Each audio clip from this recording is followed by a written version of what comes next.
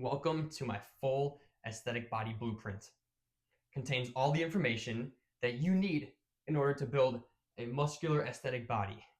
Everything that I've learned over the course of 8 years, all the information that you need is going to be in here. There's things that I've learned as well that's not going to be in here, but the only things that are not going to be in here are things that have not progressed me. So if I've learned something and it has not progressed me, then I'm not going to put it in here because I'm not going to sit here and waste your time. I'm giving you all of what you need, all the things that I've learned that has progressed me. So I'm giving you all that you need, all the information that you need in order to get you to the best progress possible, in order for you to see results. So I'm giving you all the information that you need. There's not going to be things like a bunch of those fitness influencers out there that think they're all cool. Yeah, if you do a front and back tuck over barbell bench, then you'll grow a bigger chest than if you just did a regular barbell bench. No. I'm taking out all the fluff, taking out all the bull crap, and everything that you need is going to be in here, and it's a step-by-step process. So you watch, you take in the information, you apply it to your life, and boom, that's what you got to do. All the information I'm giving you is the information that has helped me to gain results. I've learned from people like my own dad. I've learned from a literal bodybuilder who used to train me at my gym. I've learned from my friend who went from super skinny to huge and what he's done. I've learned from other people and actually trustworthy online coaches and influencers. I've learned from all sorts of different people. And it's gotten me to the point to where I am today. Again, there's been some information that I've had that has not worked, so I'm not going to give that to you. I'm only giving you the information that has worked for me, so that way I'm not going to sit here and waste your time. So that being said, I'm giving you everything, all the information that you need in order to build your dream aesthetic body. That's it. So that being said, welcome to the full aesthetic body blueprint. And by the way, if you're thinking, oh yeah, there's free content out there, what's the point of this? This is literally a step-by-step guide that I put together. And even my free content does not include every single thing that's in here. There's going to be some days where I'm like, oh yeah, this is how you build muscle. Some days it's going to be like, this is another tip. But this is all of it. This is freaking everything organized in a step-by-step guide in order to help you get results. That is the whole point of this. And even a lot of the free content out there too, it's a lot of fitness influencers that are like, yeah, do this exercise and it's really freaking weird, but it works better than just a regular exercise. They're fluffy. They tell all this random pointless information that doesn't actually help you. They're biased. A lot of them are huge and big, and they're like, yeah, do this exercise, and then they're over in the back shooting themselves up with steroids. No, I don't do any of that weird crap. I can't even stand the thought of like shooting myself up with needles. It freaking makes me cringe. So let me get that off my mind for a sec. Bottom line is that this is not going to be like your average like fitness influencer guide. This is just pure, raw, every piece of information that you need. Not here to waste your time. Here just to give you the information that you need to get the results that you're looking for. That's what I'm here for. That being said, welcome to my full aesthetic body blueprint. For anyone that wants to hear my full story, I'm not going to make it super long, which is why the video isn't 20 minutes or anything like that, but I'm still going to give you my full story briefly. And then of course, throw little things in there throughout this entire course. Is that I used to be super skinny. I was borderline anorexic without a doubt. If I went to my doctor, they would have 100% told me that either I'm anorexic or you're borderline anorexic and you need to freaking eat more. My own family would tell me I need to eat more. My own family would question why I was so skinny. My own family, my own blood, the people I live with, all my friends would always make fun of me. Every single comment that people would ever make toward me, the basic twig arms and chicken legs and a walking stick and frick, man. I mean, you look like a needle. You look like a piece of hay, whatever. I mean, all the basic comments that people make, everyone would make those at me. And even my friends who were skinny, because I used to hang out with some people in high school who were skinny, I was skinnier than them. And these guys were skinny. I mean, you saw my before picture, what I used to look like. And keep in mind, that's just a side view, so I look bigger. Imagine just like looking at me from a front view. It was really bad. At one point, I was at 100 pounds. I don't know if it was exactly 100, maybe like 102, 103, but I remember being at 100 pounds, and this was in high school. I'm like, holy crap, I'm at 100 pounds. There are people my age in high school that are at 180, 170. Yeah, those are some of the bigger guys, but even my skinny friends, my friends who were skinny as frick, I'm talking, they wear the small size t-shirt and even half their arm wouldn't fit the sleeve. Even they were 140, 150 pounds. That's how skinny I was. And that's how small I was. Because keep in mind too, I was also really small. I'm taller now, but I was small then too. So it was even worse. I was always the first one picked on, always the first one made fun of, always the first one to get the comments of chicken legs or twig arms. I mean, I could have been an anorexic model. Like if someone wanted to throw me in a magazine for skinniest, smallest guy, I could have been on the front cover without a doubt. It was really bad.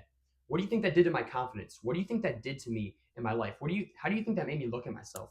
I looked at myself like a loser, like a nobody. I hated myself. I'm not even making this up. I used to go look at myself in the mirror every single day.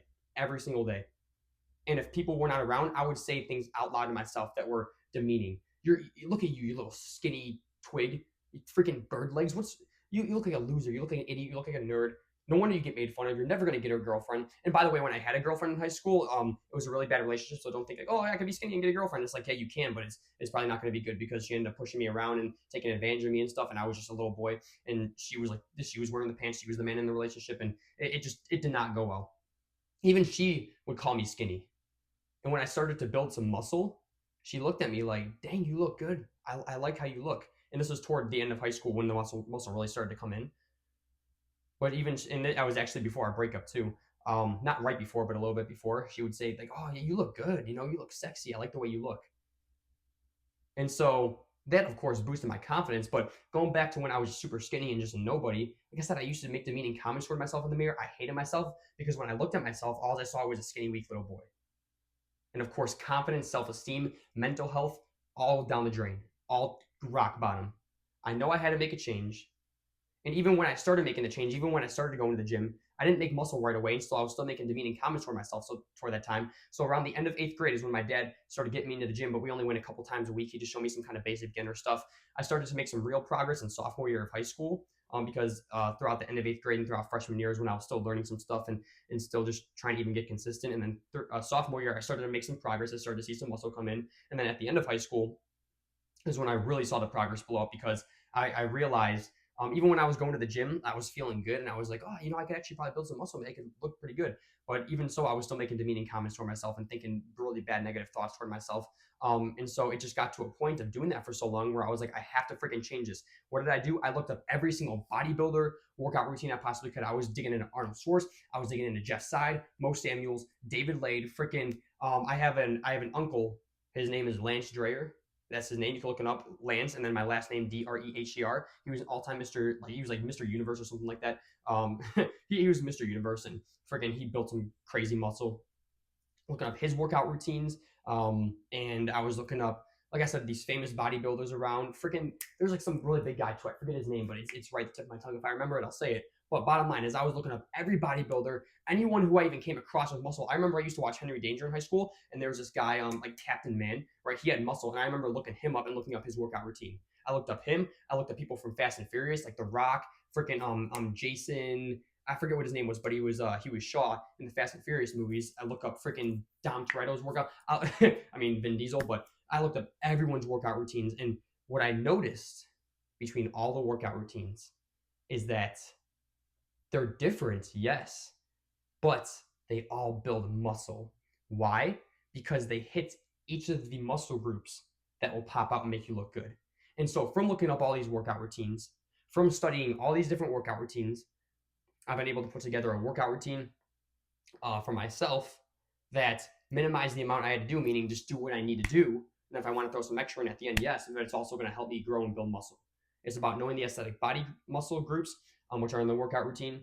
Every aesthetic muscle group, you just put it in your workout routine, hit it once or twice a week, and you're good to go. That I'll be getting to later in the course, by the way. But from there, I just had the plan, I stuck to it, and the only thing that ever held me back was ever skipping days or just not being consistent with it or not pushing as hard as I could. But that I'll also get into later and make sure that you can do that as well and that you will do that. But bottom line is I just put together this, like I was going all in. I was learning everything I could from dieting to freaking, like I said, bodybuilding workout routines to exactly how to do the right form. My dad was showing me, my dad was training me for a little while until we had separate schedules, and then I had to stop training with him. There was this guy who I used to work out with at the gym. There's one guy who was one of my friends who built some really big muscle. He used to be super skinny too, and so he taught me a lot of things. There's this one bodybuilder at the gym. He was the biggest guy in the gym, but also the happiest guy too. But he came up to me one day and just complimented me and said, "You're looking good." That right there, that boosted my confidence so much. And my dad telling me I look good now. The bodybuilder telling me I look good. My friend telling me I look good. And I just kept pushing. But this bodybuilder also trained me a little bit and told me some things, which I'm going to be including in this course, which just comes to show that this entire course is just 8 years of 8+ years of advice and experience and telling you exactly what not to do and what to do. But I got to this point now. I got to this freaking point. Oh, I'm so freaking happy, man. I'm so happy. My confidence, self-esteem, mental health, it all skyrocketed, shot to the sky. And ironically, that attracted more girls. That made more people respect me more and compliment me more. That made me more of a man. And when you become more of a man, you become more of a respectable figure. And that boosts your confidence too and your self-esteem. And life just becomes so much better. You'd be surprised by how much your entire life can change just by building muscle. Not just your body and the way you look. Absolutely, that changes, but your entire life overall. It's crazy. And my last girlfriend I had said I look so good and so sexy, and like she would always try to freaking get in the mood with me and stuff. She'd always be the one to start getting in the mood with me, and she would just always tell me, like, compliment my body and how good I looked, and of course like my face too, and like, oh, you're a great boyfriend, you know, like you have these great qualities. But she would always look at my body and compliment me. There were some times where I'd catch her like looking like that, like it's just crazy how much my life has completely changed just from building an aesthetic body, which can literally take you 2 years of just doing exactly what I say. That's my story. Now I'm just going to keep it 100 with you, because making this course, I'm not just saying random things. I literally put together an entire plan. This is my entire plan of everything that I want to include in this course, plus more. It's not like I'm just saying just these words and that's it. But this is, I mean, just even one little section here is like half a video or a whole video in itself. And so I'm just going to be holding this in front of me, looking down sometimes, just so I get across the points that I want to say. But the first step in transforming your body and getting that aesthetic body is the mindset. Why? Because if your mind fails you, you will not do the work that you need to do in order to get this. And if you're not doing the work, you don't just wake up with it. You can't just wake up with it. You have to get your mind right, and you have to get it in the place where you're going to do this no matter what happens. No matter what happens in this life, you are going to accomplish this. That's the way I want you to be thinking. And so I'm going to give you some good mindset advice and mindset tips. Help you really accelerate that progress. So what do we got here? I gave you my story. Mindset from negative to positive. And it's not one of those, oh, I can't wait to go to the gym, and the gym is so much fun and I love life. I want you to look at the gym as a good thing, because it is. Yes, it's a freaking great thing, absolutely. But it doesn't have to be some kind of like rainbow, sunshine, positive thing. It's just about taking the negativity away from the gym. Any limiting beliefs you have about the gym or about calisthenics, because you can build an aesthetic body with calisthenics too. So I'll be teaching a little bit of both, what I've learned, but I've mainly gotten this from the gym. You might look at the gym as a bad thing. You might look at it as hard work, takes a lot of time. I'm socially nervous. I'm nervous around people. There's a lot of people around. What if people are looking at me? What if people make fun of me? What if people laugh at me? What if I just don't see any progress in 3 months? What if it takes way longer than I think? What if I'm pushing hard, but I'm not making any progress? What if freaking I don't even know what gym to go to? What if freaking my parents don't like me doing it? What if my friends make fun of me for it? What if I have to spend less time with my friends and less time doing fun stuff? You have this negative mindset if you're thinking any of those things. I want you to think positive about this thing. Realistically positive though. Yes, it's hard work. It's a lot. But it's going to completely change and transform my life. And so the hard work is worth my time. It has a great return on my investment. I'm going to be getting a lot out of it. Oh, yeah, like my parents don't want me going to the gym. I'm going to go to the gym anyway and say, hey, I got to do this for me. Mom, Dad, I love you, but I got to do this for me. I got to start working hard, being disciplined, turning into a man. That's who you want me to be, don't you? You want me to be happy and be a man, right? Oh, I don't know what gym to go to. Look up every gym around you. And honestly, if you have a Planet Fitness around you, just go there. Planet Fitness has cheap memberships, high quality machines. They keep it clean. It's freaking nice. People are actually nice there. People don't really bother you. There's a judgmental free gym, and it's the least expensive gym, at least that I know of. But if you want to look into more gyms, it's fine. Literally, just look up gyms in my area, and then you can go like visit them or ask people questions at the counter or call, go online, see their prices. But highly recommend Planet Fitness. So if you have a Planet Fitness around you and you're still like questioning, oh, what gym should I join? I don't want you to spend hours or days. I want you just to choose a gym right now. So Planet Fitness is your gym. Trust me, it's beautiful, it's amazing, and a $15 a month membership you cannot go wrong with. Even the $25 one, they freaking have like massage chairs and all that good stuff too. So if you really want like an upgrade, Planet Fitness, just go with that. Trust me, and don't look back. Just go with Planet Fitness. That's number one. What else? What else can we say? What if people look at me and are judging me? What if people laugh at me? Most people, believe it or not, are thinking about themselves. Most people are actually similar to you in the fact that they're thinking about themselves. That's why people put their headphones in. If you ever see anyone looking at you, it's probably just a quick glance. Plus, most people are looking at their phones anyway. I guarantee when you go into the gym, most people are going to be on their phones. And plus, there's also going to be a lot of people that look like you. Maybe they're super skinny, maybe they're super fat. But you know what? The real good gym people are the ones who look at the skinny and fat people and say, good for them. That's freaking awesome. That's great. They're getting into the gym and want to change their life. Anyone else who may be thinking about you or making fun of you, it's not worth your time even listening to them or thinking about what they're thinking, because clearly they don't have a life if they have nothing better to do besides pick on people like you. Don't worry about what other people think. At the end of the day, think about it. People are probably making fun of you for being skinny or make comments at you or laugh at you or push you around and pick on you anyway. So would you rather have that, or would you rather have a lot of people making fun of you right now, or maybe picking on like your body, or would you rather have your own insecurities about your own body and be kind of walking around like, yeah, I'm not going to build an aesthetic body even though I just bought this freaking course. Would you rather just be insecure the rest of your life, or would you rather have a couple people at most, a couple of people, like 2 people at most, maybe thinking some thoughts about you, maybe thinking, oh, that guy's skinny. That's it. Most people, I promise you, are thinking about themselves. They're just like you.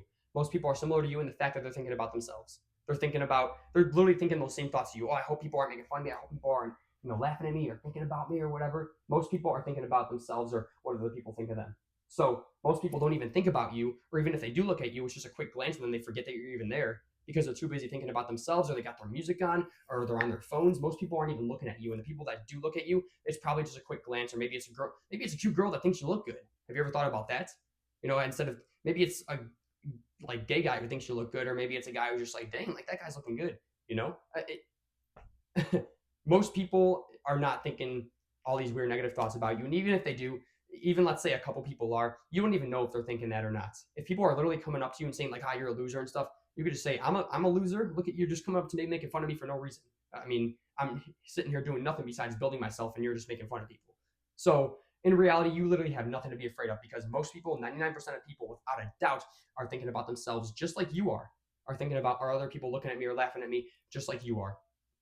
And so you may feel a little weird and awkward going into this new environment full of people, but just do what you're supposed to do. Stick with the plan that I'm going to give you in this course, and just do what you need to do, and then you can leave the gym and just kind of deal with a little bit of uncomfortableness. But the only discomfort is in your own mind. So you got to take that mindset of, are people looking at me or thinking about me, to, even if people are looking at me or thinking about me, I don't care. I'm going to make this goal happen anyway. I'm not going to let anything hold me back. I'm not going to let anything or anyone set me back, because this is important to me and it's going to completely change my life. I'm doing what I need to do. A man does what he needs to do regardless of the circumstances around him. No matter how life is or how tough things are, no matter what goes on in his mind or what thoughts he has. By the way, most of the thoughts that your mind feeds you are just intrusive lies anyway. It doesn't even really happen. Oh, that person's looking at me. He's probably making fun of me. I guarantee they're not. I guarantee they're just on your phone, or they just took a quick glance, or you guys just made like eye contact out of nowhere. You don't go into the gym thinking about every single person, like how they look. You're just thinking about, are they making fun of me? Yeah. Newsflash, most people are thinking that same thing too. You got to have this mindset of, no matter whatever's trying to hold me back in my own mind, whatever's trying to hold me back in my own life. I don't have enough time. I'll make time. I don't have enough motivation. I'm going to find motivation from this guy who I just bought the course from. I'll find it on YouTube, whatever I need. I'll motivate myself if I have to. Whatever is going on in your mind that's negative, meaning things that are trying to hold you back or prevent you from doing this, or saying, what if this, what if that, you have to change it to positive. You have to change it to not even just positive, but truthful and realistic, because most of the negative things that your mind says to you, they're all just lies anyway. It's all just things that you've probably heard from other people, or things that aren't even proven to be true. Like if you're thinking to yourself, oh, I don't have time to go to the gym. That's not even true. You probably spend 5 hours a week on video games. You have 5 hours a week to go to the gym. You just got to give up video games. And that's something that's bad for you is video games. Something that's good for you is gym. So yes, you do have time. Be aware of the thoughts that enter your mind, because most of them are lies. And so you have to feed yourself with truth. And the truth is that, well, reality is actually a really positive thing. You do have time. You just got to make it. You do have the opportunity. You have 2 arms and 2 legs, and you have the ability to like move your body back and forth. You can do this. Your mind may be telling you negative thoughts. You just have to choose not to believe it and choose to move past it and say, you know what? I don't care what my mind tells me. I don't care what people think of me. I don't care what happens. I'm going to do this. I need to do this. Plus, I just paid some money for this anyway, so I better go and I'll do it. Bottom line, no matter what your mind thinks, you just have to get past it. You just have to look past it, because most of the stuff your mind says is lies anyway. And you just have to feed it with truth. Or better yet, just ignore the negative thoughts and just do what you're supposed to do anyway. That's what you got to change your mindset to. Every single thing that tries to hold you back from building the aesthetic body, when your own thoughts try to hold you back, either ignore them, don't listen to them, or reverse it with something positive. And anyone that tries to hold you back, like your friends, if your friends, oh yeah, come out and party. No, sorry, I gotta go to the gym. I gotta lift the weights. Oh, you're a loser and stuff. I'm a loser. Look at you're spending your life drinking. You're spending your life partying and doing nothing. I'm spending my life trying to become successful. Why don't you come to the gym with me? Oh, no, it's stupid. Well, it won't be stupid in a couple of years when I look freaking awesome and sexy and, well, respectfully, you don't. I'm not trying to be mean here. It's just the truth. It's just the truth. Anyone or anything that tries to hold you back, you have to say no to and just stick with the plan and build the muscle anyway, no matter what. That's the mindset you got to have right there. That right there is brutal honesty. That comes with thoughts, intrusive thoughts, temptations. If you're ever tempted by, if you have a gym day today, let's say your gym days are Monday, Wednesday, Friday, we'll put together a plan soon. But let's say they're Monday, Wednesday, and Friday, and on Monday you have a few hours left of your night to actually go to the gym because you haven't yet, and you're tempted just to sit back and watch porn or sit back and just chillax and take it easy. That's something that's trying to hold you back. The bottom line is put together a plan, which we will, and stick to that plan no matter what. And if in the 1% chance that you are literally busy from the very second you wake up to the very second that you go to sleep one night and it's supposed to be your gym day, then you make up that gym day on another day during the week. That's what you do. You make it up. So even if you were to skip a gym day, you make it up. That's what it comes down to. No one or nothing holds you back from this point forward. You're going up. You should put aside a couple years, literally a few hours a week. You don't need to do 10-hour workouts. So we'll get to that soon. But from here on out, nothing holds you back. Not your thoughts, not your plans, not your friends, because if your friends call you a loser for going to the gym and want to improve their lives, maybe they're not really friends. Not your family, who, if your family is trying to prevent you from going to the gym, oh, I can't find a good gym membership. I just suggested Planet Fitness. If not, look around your area. Nothing holds you back at this point. Worst comes to worst, you buy a couple weights off Amazon and we do weight workouts in our room. Nothing holds you back. That's the mindset you got to have. Anyone or anything in this life that tries to hold you back, you have to say no to and just move forward and stick with the plan no matter what. That's the deal, and that's exactly what you're doing from here on out. That's exactly how your life is going to look. And even if you think to yourself, oh, I'm too skinny, you know what? Look at all the bodybuilders out there that started off super skinny, and then look at them now. Look at how I started off, and look at me now. Like, it's literally possible. You just have to do it. You have to believe that you can do it. And by changing your mindset from nothing's going to stop me from accomplishing this, I'm going to do it, and just working at it and then proving to yourself, because when you work at it and you start to see the muscle come in, then you're proving to yourself that you can do it, which you will. And then nothing can stop you. But do not say, oh, I can't do it because this, because I'm too skinny, because I have physical problems, because I'm diabetic, because freaking what else did I write down here? Like, because I'm out of shape or whatever. Like, instead of thinking like that, think to yourself, I'm going to do it even though I'm skinny, I'm diabetic, I have physical problems. I'm going to do it even though I don't have a lot of time, even though I have a lot of other work to do, even though this. I'm going to do it even though. I'm going to do it regardless of X situation trying to hold me back or X person trying to hold me back. I'm going to do it no matter what. That's the mindset that you're going to have from here on out. Take this mindset and do something great with it, and continue to remember this and practice this every single day. This is not even just a great mindset for building an aesthetic body. Yes, it is, but it's not just for that. It's a mindset for life. If you have something that you want to do in this life, you go after it and make it happen no matter what the circumstances are. And you make sure that it happens no matter how long it takes or how hard it is. You want it, you'll get it. You just have to go after it. That's the mindset portion of this. I'll see you in the next module. I've been working out for 8+ years. And if there's one thing that I remember, this is something that my dad taught me. In this right here, if you just follow what I say, is going to make your muscle building progress, your aesthetics progress so much easier. It's still going to be hard, but it's going to make it so much easier because you'll be aware of it and you'll know how exactly to beat it. My dad told me from not necessarily day one, but I mean, month one, we'll say. It was just about from day one. It was one of the first things that he's taught me in the gym. The hardest part about the gym is simply showing up. Let me repeat that for you again. The hardest part about the gym is simply showing up.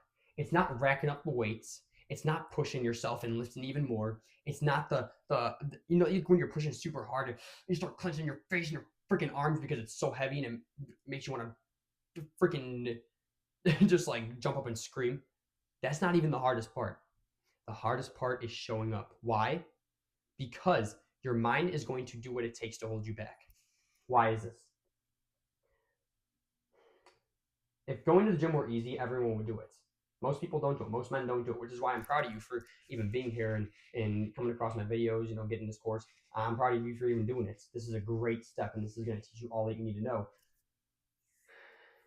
But if it were easy, everyone would be muscular and fit, and there would even be no need for any of this stuff because everyone would do it. But the hardest part is showing up. Your mind tries to hold you back from going to the gym because it knows it's uncomfortable. It's uncomfortable to walk into this environment full of different people, not people that sit around and do nothing with their lives and play video games, but these more high quality people that are actually doing physical fitness and exercise and actually improving their lives. And you kind of walk in, you feel like you don't fit in because you're either really skinny or chubby or whatever. Like if you feel like you don't really fit in, it's hard to do that. Not to mention how hard it is to actually lift the weights, do as many reps as you can, and go through all the sets and hit each muscle group. And not to mention how hard it is just to stay consistent for a couple of years until you get that body. Not to mention how hard it is to stay patient because you want the progress now. Those things are hard, but the hardest part is showing up. And that's because your mind knows it's going to be some hard work. Your mind knows that. And your mind knows it's going to be uncomfortable. And when your mind knows it's going to be uncomfortable, your mind wants you to be comfortable because your body is designed to protect you. When you are comfortable and there's no anxiety triggers or stress triggers going off and you're just comfortable, your body knows that you're safe. But when you're uncomfortable, like you know that you're safe. If you're lifting weights, you're like, oh, I'm safe. I'm not gonna die unless I were to do something stupid like drop it on my chest on purpose. And you know what I mean? Like, I'm not gonna die by lifting weights. I'm not really in a threat zone like me facing a lion or something like that head on with no protection. But your mind knows that it's uncomfortable, and when your mind knows that it's uncomfortable, and then it tells your body it's going to feel discomfort, and when your body feels discomfort, it's kind of alarming. It's kind of sending out the signal that there's a threat, and it wants to get rid of that threat. Because if it's uncomfortable, then it thinks that it's in some kind of survival mode. Now, this is not to say that when you go to the gym, you're going to feel like you're in survival mode, or you're going to feel like, oh my gosh, I'm panicking because I'm facing a lion head on. Not like that. But your body still feels discomfort, and your mind knows that your body's going to feel discomfort. And so your mind tries to back you out of this uncomfortable position to try to put you in a comfortable position because it's designed to keep you safe. The problem is that if you listen to your mind too much and not to logic or reasoning, saying that lifting weights and doing calisthenics and building muscle, it's safe. Just do it the right way and don't be an idiot and drop stuff on your freaking skull when you know what I mean? Like, that it's safe to do this. But when your mind and body feel discomfort, that's just an automatic signal that goes on that we're not safe and that there's a threat, because your body wants to be comfortable. Your mind wants to be comfortable because it knows that you're safe, and therefore you feel good. When you're comfortable, you feel good. When you're safe, you feel good. That's why being in bed and being lazy, or even just like watching porn and eating junk food, it tastes good. It feels good. It tastes good to eat junk food. It feels good just to lay in bed and do nothing. Your mind and your body know that you're safe, and so it starts to like identify your bed and junk food with being safe and stuff like that. And again, when you're safe, that's where your mind and body want you to be. So it knows that you're good to go. That being said, it's really easy to get addicted to being lazy and to being in comfort all the time. The problem is that you don't grow. The problem is that you don't do the hard work that you need to do to actually grow because you're always living in comfort. So the gym is uncomfortable. It's uncomfortable. It's hard work. Absolutely. But you have to do it anyway. You have to tell your mind, no, it may be uncomfortable, but it's necessary. It may be hard work, but I have to do this. Think to yourself with logic that you're actually safe doing this, and it's actually better for you regardless of how you feel. And the hardest part getting to the gym is showing up because your mind's going to try to hold you back. Wouldn't you rather lay in your bed and be nice and comfy? Wouldn't you rather watch some porn and just live your life? Wouldn't you rather just kind of be free and do whatever you want? Maybe even go on a little walk. It's nice outside. It feels good. Your mind's going to do whatever it takes to hold you back.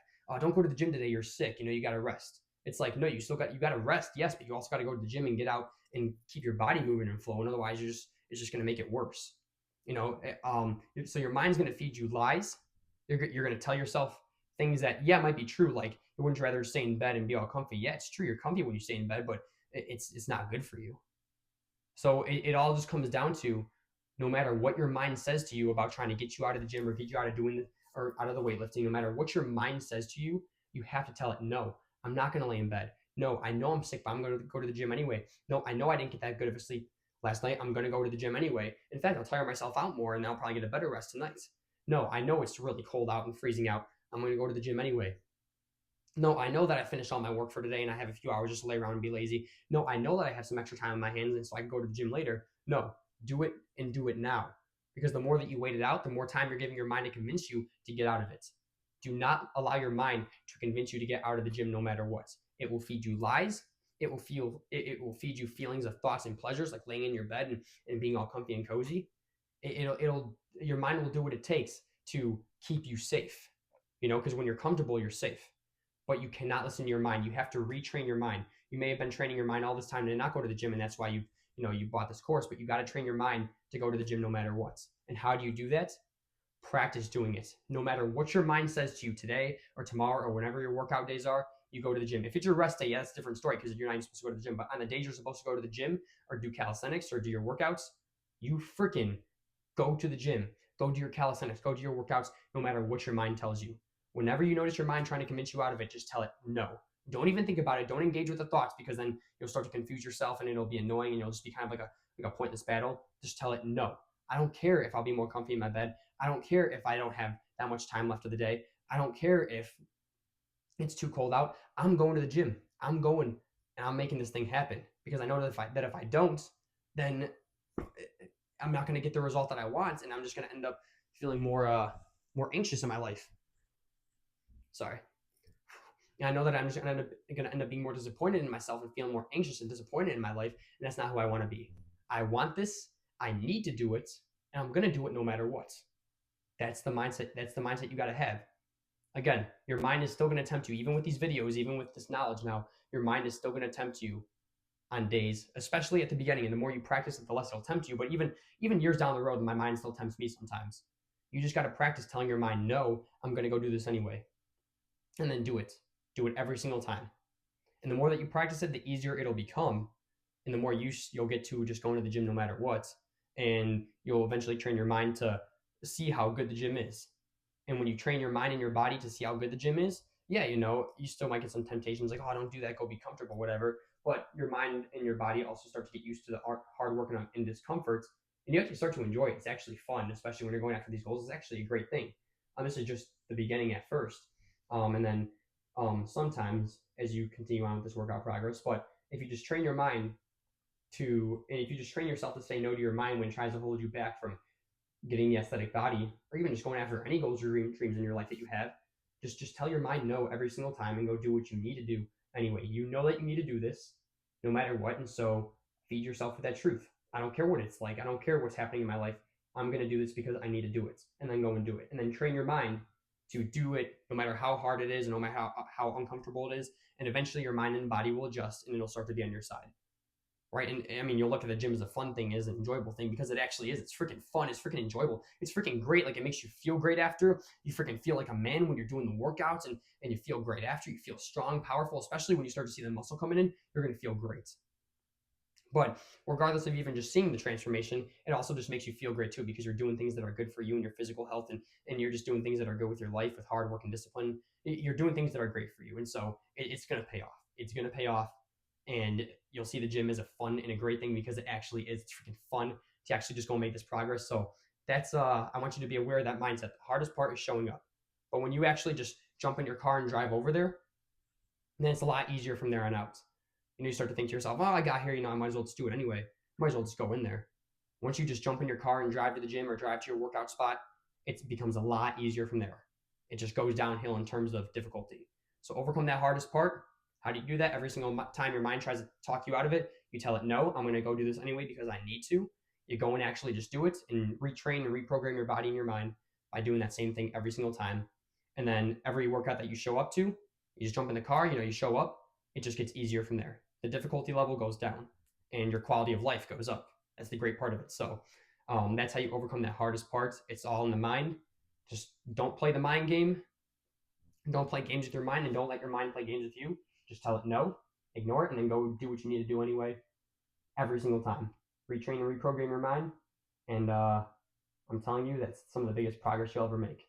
That's what most men don't even get past. So learn to take control of your mind by telling it no and just doing the work that you need to do no matter what. That's how you do this thing. Now, for the last part of this mindset module is the motivation, your why. Why are you doing this? Are you doing this for yourself? And be honest with yourself too. Don't be ashamed of why you're doing it. Are you doing it for yourself because you're sick and tired of being looked at as a little boy, a skinny, weak nobody? Are you just sick and tired of looking at yourself like that? Do you want more girls to be attracted to you? Do you want to be more attractive to girls? Do you want more respect from other people, especially from like men too, and your family and friends? Do you want more respect from other people? Do you want to just grow in life? Is this just a goal that you set because you want to grow in life and actually like do something really good and productive with your life? Do you want to look good and sexy? Do you want your girlfriend or your wife to tell you that you're good and sexy? Do you want to find a future wife? Do you want to do this because your future wife like knows that you'll look good in this body? And like if you end up being like a skinny or fat guy and stuff, and then she ends up seeing some bodybuilder in the street, she'll be looking over and you want her looking at you. You want to do this because you want to become big and strong, someone that your kids can look up to, your wife can look to, someone that your girlfriend can look up to. Your girls can be attracted to you. Like I said, people will get respect from you. Do you want to do this freaking because you want to boost your confidence, your physical health, or your mental health? Um, do you want to do this because it'll make you more of a man? Like why do you want to do this? And I'm gonna tell you what, there's a lot of benefits to doing this too. Like it increases your confidence, your self-esteem, your overall quality of life. So the gym is not just about it boosts, like it makes you look good. I mean, it literally boosts your entire physical and mental health and kickstarts your like entire self-growth journey, self-improvement journey, and just makes you an overall better and more purposeful, happy man. Because you're actually going after good things in life, setting good goals and doing these great things. So remember the why. Whenever you're not motivated one day, maybe you wake up and it's gray and gloomy outside, it's cold. Maybe you just feel like garbage. Maybe you feel sick. Maybe you, I don't know. Maybe you're just kind of lonely. Just remember the why. Are you doing this because you want to go around and meet more people, like more kind of high quality people, and you'll find them at the gym? Like remember why you're doing this, and use it as your motivation. That doesn't mean that when you feel like garbage and you just remember like, oh yeah, I want to do this to attract girls. All of a sudden you're gonna wake up and jump on your bed and like, let's go, let's go, let's go. You know, you're still probably gonna feel like garbage or whatever, or feel maybe you just feel kind of tired and down. But remember the why. Why do you want to do this? Why do you want to do this? And use that as fuel, as motivation as much as you can. Even if it's angry, like I'm sick and tired of people making fun of me and putting me down and showing me disrespect. I want to be a worthy, respectable man who commands respect and gets the respect that he deserves. Use your anger as fuel. Use your frustration as fuel. Use your dream results. Like I cannot wait to look at myself in the mirror in 2 years and actually get this aesthetic body and be looking at myself like this. Use that as fuel to motivate you, whether you feel motivated or not. Just remember the why. Why are you doing this? And when you remember that, it's gonna be a lot more likely to actually like go to the gym and stuff and do the work that you need to do. And even when your mind, going back to the last video, when your mind tries to convince you to talk you out of going to the gym, you can combat that with why. Like, no, I know it's really cold and gloomy out, but remember, this is something I want for myself. This is what I want to attract more girls. I want more respect. I have to do this. So know your why and remember your why, because if you don't have a purpose behind doing this, it's going to be easier for you to give up. Or maybe you just haven't thought about your purpose. Maybe you're just like, yeah, I want an aesthetic body, but you don't really know why. Well, there's a reason why. Everyone has a reason why. Even if you haven't thought about it that much, so think about it. Why do you want one? Maybe you just want to look good. That's fine. But think about your why and think as deep as you can about it and just remember it. That's a simple action step from here, is just remembering your why. So anytime you don't feel that motivated, or you feel kind of crappy during the day, or you don't really feel like going to the gym today, even though it's your gym day or whatever, when you're not motivated, that's your motivation right there. Like I said, that doesn't mean it's just going to wake you up and all of a sudden you're going to feel this rush of adrenaline. But the why is what will keep you going, even in the long term. Even if you feel like garbage, you remember why, you'd be like, yeah, I got to do this for myself. I need to do this because X reason why.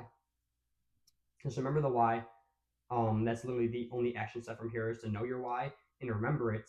So that way, if you're ever tempted to quit, or you're ever tempted just to not go one day, or whatever, then you remember this why, and that is what will keep you going. Trust me. So that being said, I will see you in the next module. Now, the next goal here is to make fitness and building an aesthetic body as simple and fun as possible. So once you get through all that mindset, and the more that you practice the mindset techniques that I've just given to you, the more fun and enjoyable it's just going to become naturally. But to do it even more, we got to decide, should you do weightlifting or calisthenics? Now you might think you know, and that's totally fine. If you know for sure, for certain in your heart, I know about calisthenics and I know about weightlifting, and I just know I want to do weightlifting, then you can skip this part. That's fine. Oh, but I know I want to do weightlifting, but I don't really know that much about calisthenics. Okay, calisthenics. So I'm just going to explain this briefly and then help you choose which one to do. Calisthenics is body weight only workouts. You only use your body weight. That's it. And so the cool thing about this is there are some cool skills and tricks that people do, like planches, and if you just look up calisthenic skills, you'll see some people doing some crazy gnarly stuff. It's like, whoa, well that's freaking cool. Weightlifting is awesome because you get to freaking lift this heavy weight and you feel like a freaking gorilla. You feel you feel awesome. It's kind of like a weird comparison, but you feel awesome. You feel like a freaking man and warrior. So each of them have their own benefits. Weightlifting uses weights. Calisthenics is just body weight exercises. Which one should I do? If you don't really know and they both sound interesting to you, here's what I suggest. You start with weightlifting, and then if you find that I don't really love it that much, you do it for a few months and you just don't really love it that much, you kind of just feel like you just don't want to do this, then try calisthenics. That might be your thing. If you try calisthenics, or you can try calisthenics for a few months, but then I don't really care about it, I don't really feel it, I want to try weightlifting, then try that. But either way, you have to choose either weightlifting or calisthenics. It has to be one or the other. Right now, I do both, but keep in mind, I'm 8 years down this. I'm 8 years in this workout progress, and I still do mostly weightlifting. I just do some calisthenics. I do some calisthenics exercises as like a warm up to freaking go to weightlifting. So even so, I do both, but I still do more of one, which is weightlifting. But bottom line is for you right now, just choose either weightlifting or calisthenics. What do I want to do? If you just don't know, then I don't flip a coin, roll a die, just choose one. Just freaking choose one and stick with it for a little while. We're going to go over plans with both and what you can do for both, because the things I'm going to tell you work for both. And then I'm still going to have separate plans for both because they can both build an aesthetic body. The whole goal is just to make this journey as fun and enjoyable for you as possible. And if working out outside or working out in your room or working out anywhere you want to work out, because all you need is your body, if that's more fun for you and that's more enjoyable, and you just want to do it alone, then choose calisthenics. If you want maybe people around, if you want to use weights, if you don't really care about having to just go to the gym down the street, then choose the gym. If you don't have access to a car, or you have access to a gym, but if you don't have access to like a car or a way to get to the gym, all right, then you choose calisthenics. If you do have access to a gym and you want to go to the gym, like just freaking choose a gym. You got to choose one, either weightlifting or calisthenics. Calisthenics uses only your body. You could do it anytime and anywhere, and you can still get in a darn good workout every day and build an aesthetic physique. The gym, you can have a few day plan, and you still hit all the aesthetic muscle groups. Like you use weights and use techniques in order to build this muscle. And both of them have their benefits. Both of them are great. But if you haven't tried both of them, then you don't really know which one is for you. So just choose one and try it out. This is not to say that every single day that you go after building this aesthetic body is going to be the most fun and enjoyable and beautiful thing ever. It's not supposed to be sunshine and rainbows. It's supposed to be hard work and discipline and motivation, and you feel like a freaking man. It's supposed to be some hard work. It's not going to be as fun as playing video games might be, but the goal is just to enjoy it as much as possible, and one of them you might enjoy more than another. And so you can try one out for a few months, try out the other one if you want, or you can try one out for a few months, and if you end up just loving it, then freaking stick with it. Or you can just choose one right now and stick with it. It doesn't matter. But bottom line is just choose one and stick with it for a while. And if you just end up falling out of love with it and you end up just actually hating it, then that's what you can change. So your actionable step from here is, now that you know what calisthenics is, now that you know that weightlifting is, now that you know that you can build both, or I'm sorry, you can build an aesthetic body with both. Your goal is to just choose one and stick with it. Choose one and stick with it, and then if you just end up falling out of love with it or hating it, like I fell out of love with weightlifting for a little while, but now I'm back into it and I freaking love it. I fell out of weightlifting. I fell out of love with weightlifting for a little while, and so I went to calisthenics. The only time you change is just if you end up falling out of love with something or with the path that you chose, and you end up just hating it. But more than likely you're not. It's just like an A/B backup plan. Just choose one and stick with it. If you really end up hating it that much after minimum a few months of trying it, then you can switch to the other one and try it out. But bottom line, just choose one and stick with it. And I'll see you in the next module, because the whole goal is to make this as enjoyable of this process as it is, because it's hard work and it's a lot, but you can make it enjoyable based on the mindset which we just went over, and based on choosing a path that's good for you. And again, don't overthink it. Don't think, oh man, what if I choose the wrong one? What if I'm supposed to choose calisthenics, but I chose weightlifting? Just try it out. You do not know until you actually try and really try, not just for a day, but for at least a few months. But I guarantee whatever you choose, I guarantee you'll end up enjoying it anyway. That's the bottom line. And like most like the people who do go to the gym, they end up loving it. Listen, I'm only just giving this suggestion because, like I said, I fell out of love with weightlifting, but even that took 6 years, and even I'm back into it now because I realized I do end up loving it. I just fell out of love with working hard, which was kind of a downfall. So, and that's really the bottom line of what it comes down to. Don't think that if you choose calisthenics, it's just an excuse to be lazier or that it's going to be easier. It's not. Just choose one, whatever sounds more interesting to you, whatever seems more interesting. You look at the gym environment or the people that are doing calisthenics, whatever one seems more interesting to you, and they're both going to help you to build an aesthetic body. But do not think that you're going to choose the wrong one or anything like that. If you do, you'll realize it a little bit down the road, but even so, you'll still have made some progress. So it's not going to affect you or hold you back in any way. Just choose one and stick with it. In worst case scenario, which is very rare, that you end up falling out of love with it, then you can switch to the next one. But even so, you still would have made some progress in the other one. So even if you choose the wrong thing, you did not really choose the wrong thing because you still made progress. It's no matter what you choose, as long as you're putting in the hard work and effort, you're not going to be held back. So trust me on that.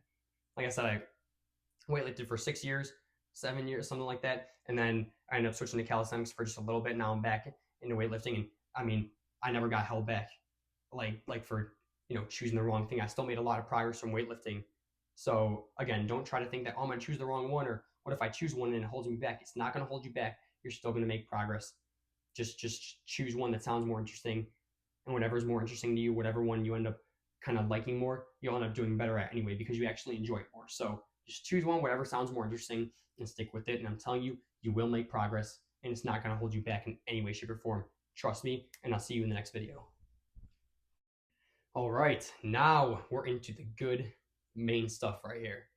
This right here, this is what's going to give you the big push. This knowledge in putting together this plan, this is it right here. So get hyped. Freaking sit back, have your pop. Don't eat popcorns. Freaking bad. Whatever. Eat your fruits, eat your meat, whatever. Don't mean to sound wrong like that, but this kind of came out wrong. Anyway, this is the good stuff right here. So sit back and check this out. What you need to know for building an aesthetic body. You do not need to know every bodybuilder's workout plan. That's what I did. That's the time that I put aside so I can actually just make this video. You don't need to look up every bodybuilder workout plan or workout routine plan and diet plan and weightlifting plan and how many sets and how many reps and this and that. You don't have to look up these 24/7 things. We're going to put together for you a plan right now, and trust me, when we put together this plan, just stick with it. Stick with it. Do not look back. Do not try changing it up because you think that you know more, even though I've spent 8 years, acquiring this, building this aesthetic body, and you've not built an aesthetic body yet. That's why you bought this course. Do not think that like, oh, I know more. I learned something different. I learned more. I looked up so many bodybuilder workout routines. I looked up so many diet plans and all that, and they're all very similar. They're different, but they're similar in the sense that they just include the aesthetic muscle groups that you need to work out. And so I put together this very, very simple plan that hits all of your aesthetic muscle groups. And as long as you push as hard as you can, when you go do your workouts, you're going to build an aesthetic body. So I want you to keep this in mind. After this video, you will know all you need to know for your workout plan. And I'll have it written down below too. I'll write the workout plan down below too, so that you know exactly what to do. If you watch my YouTube videos, you probably heard this before, but I want to make this as simple but yet detailed as possible so that you understand. Because all you have to do is know the aesthetic muscle groups, know which workouts to do, how to do the workouts, and then just do it. It's as simple as that. From all the aesthetic body muscle bodybuilders that I've seen, they all have different routines, yes, but they all have one similarity. In their routines, they hit the muscle groups that they need to have the body that they have. And the goal is to get you the most aesthetic body possible. That being said, the aesthetic muscle groups you're going to be hitting, by the way, like I said, I'm going to be explaining these muscle groups, telling you what they are, and then what exercises to do, but I'm going to have the whole plan written down below. So you don't got to try to write it along or follow along like I did that for you. All you got to do is listen to what I say so that way you know you have the knowledge, and then just follow the plan that's written down, which is just what I've said just in words. So that way you can look at the plan and remember it. You have to hit the aesthetic muscle body groups, the aesthetic body muscle groups, which include chest, back, shoulders, biceps and triceps, legs. Those are kind of the basic ones that you might have seen or heard of and know about. Then we got the extra ones. We got traps, we got lats, we got delts, and we have abs, calves, and neck. So to put this in a plan for you, which is down below, you're going to have 3 days a week where you go to the gym. If you want to make the 6 and double the workouts that you do, as long as you stay consistent, that's what matters. If you're saying right now, yeah, I'm going to do 6 because I want to double my progress, but then after these next 4 weeks, you realize, oh, 1 week I went 3 days, 1 week I actually went 5, the next week I went 4, the next day I went 2, and you're just all over the place. Just do the 3 day a week routine. The best thing you could do is stay consistent. So I'd highly recommend just starting off with a 3 day a week. It's not that much. Yes, it freaking is. It's freaking a lot. It's a lot more than what most men do, which is why most men are not built. So it's a lot, and it's good, and it hits all the aesthetic body muscle groups, and that's the goal. So this plan will consist of 3 days, 3 days a week. You can do Monday, Wednesday, Friday, Tuesday, Thursday, Saturday. I highly recommend just doing every other day, so that way you have a rest day in between. Give yourself some time to rest. If you can't, though, if you can only do it on like Monday, Tuesday, Wednesday, or Thursday, Friday, Saturday, whatever, Tuesday, Wednesday, Saturday, like whatever you have. I say whatever days you have the most free time on. That way you're guaranteed to do this. Because if, let's say, like on a Thursday, you only have, like an hour or two of free time, then it's going to be more likely that you don't show up on Thursday because you did a lot during the day. You're going to be tired. So the goal here is you got 3 days a week where you're going to go to the gym or do calisthenics. 3 days a week. I thought I was freaking dry from talking so much. Pick out those 3 days in your schedule. Again, highly recommend every other day, Monday, Wednesday, Friday, Tuesday, Thursday, Saturday. But if you can't, or it just works better with your schedule because you have the most free time on like Tuesday, Thursday, and Friday, then just do that. Pick out the 3 days of the week. You're going to go to the gym every single week for a minimum 2 years. And then after 2 years, you can change up your routine or whatever. But for right now, you're choosing 3 days a week where you know that you can go to the gym. You don't overthink it either. Don't think like, oh, I'm in college, and what in my next semester, what if it changes and stuff? Okay, if next semester like it changes, and you were going Thursday to the gym, but now you can't go Thursday, okay, then just switch it to another day that you can actually go. But the bottom line is just to have 3 days a week, every week for a minimum 2 years, and as much as you can, make it the same day. Make it the same day as much as you can. Again, you go to college and your college schedule changes, okay, and you have to change the day that you go to the gym, that's fine. As long as you're going 3 days a week, every week for minimum 2 years. That's what counts. These 3 days are going to be push day, pull day, and leg day. Push day is the day where you do exercises that hit the muscle groups that you have to do things that you push in order to hit. So for chest, if you ever heard of benching, you just grab the bar, bring it down, and then push it up. Triceps is another one. You're going to be doing like tricep extensions. I'll explain this stuff in a minute. Where you have the dumbbell, you bring it down, and then you push up and it hits your tricep. Push day is going to be the aesthetic muscle groups that you hit when you exercises that you have to push in order to hit. That's push day. The next day is pull day. Same as push, just with exercises that you pull. So it's going to hit the aesthetic muscle groups that you hit when you have to pull something. So you might have heard like a lateral pull down machine. You might have heard of back rows where you have to do this and pull something. Bicep curls. If you have a dumbbell, you have to pull it upward. Woo. It's going to be exercises that you have to pull something in order to hit the muscle group. Leg day, simple. Your legs, your lower body, your legs. You just do leg workouts that hit different parts of your legs, which is good. So those are going to be the 3 days a week that you go to the gym or do calisthenics, whatever. Now, this being said, I'll be talking about the exercises for gym and for calisthenics in 2 separate videos. So do keep this in mind. And this is the plan. The aesthetic muscle groups you have to hit for push day is going to be chest, shoulders, triceps, traps, and neck. The aesthetic muscle groups that you have to hit for pull day is going to be back, lats, delts, abs, and biceps. For leg day, you hit your upper legs and your lower legs. Upper legs include quads, hamstrings, and you're gonna be doing squats and leg press, and then you got your calves, which are below. This workout routine is going to hit all your aesthetic muscle groups at least once a week, just by doing 3 days. And if you do 6 days a week, you just take the plan that I'm going to give you and you double it to do it 6 days a week. And then you hit each aesthetic muscle group twice a week. And that's going to be the whole purpose of this plan. So now I told you the aesthetic muscle groups that you have to hit, and I told you what the plan is going to look like and the muscle groups that you're going to be hitting. Now the next 2 videos is going to be used to explain the exercises, one for weightlifting and one for calisthenics. So see you in the next video.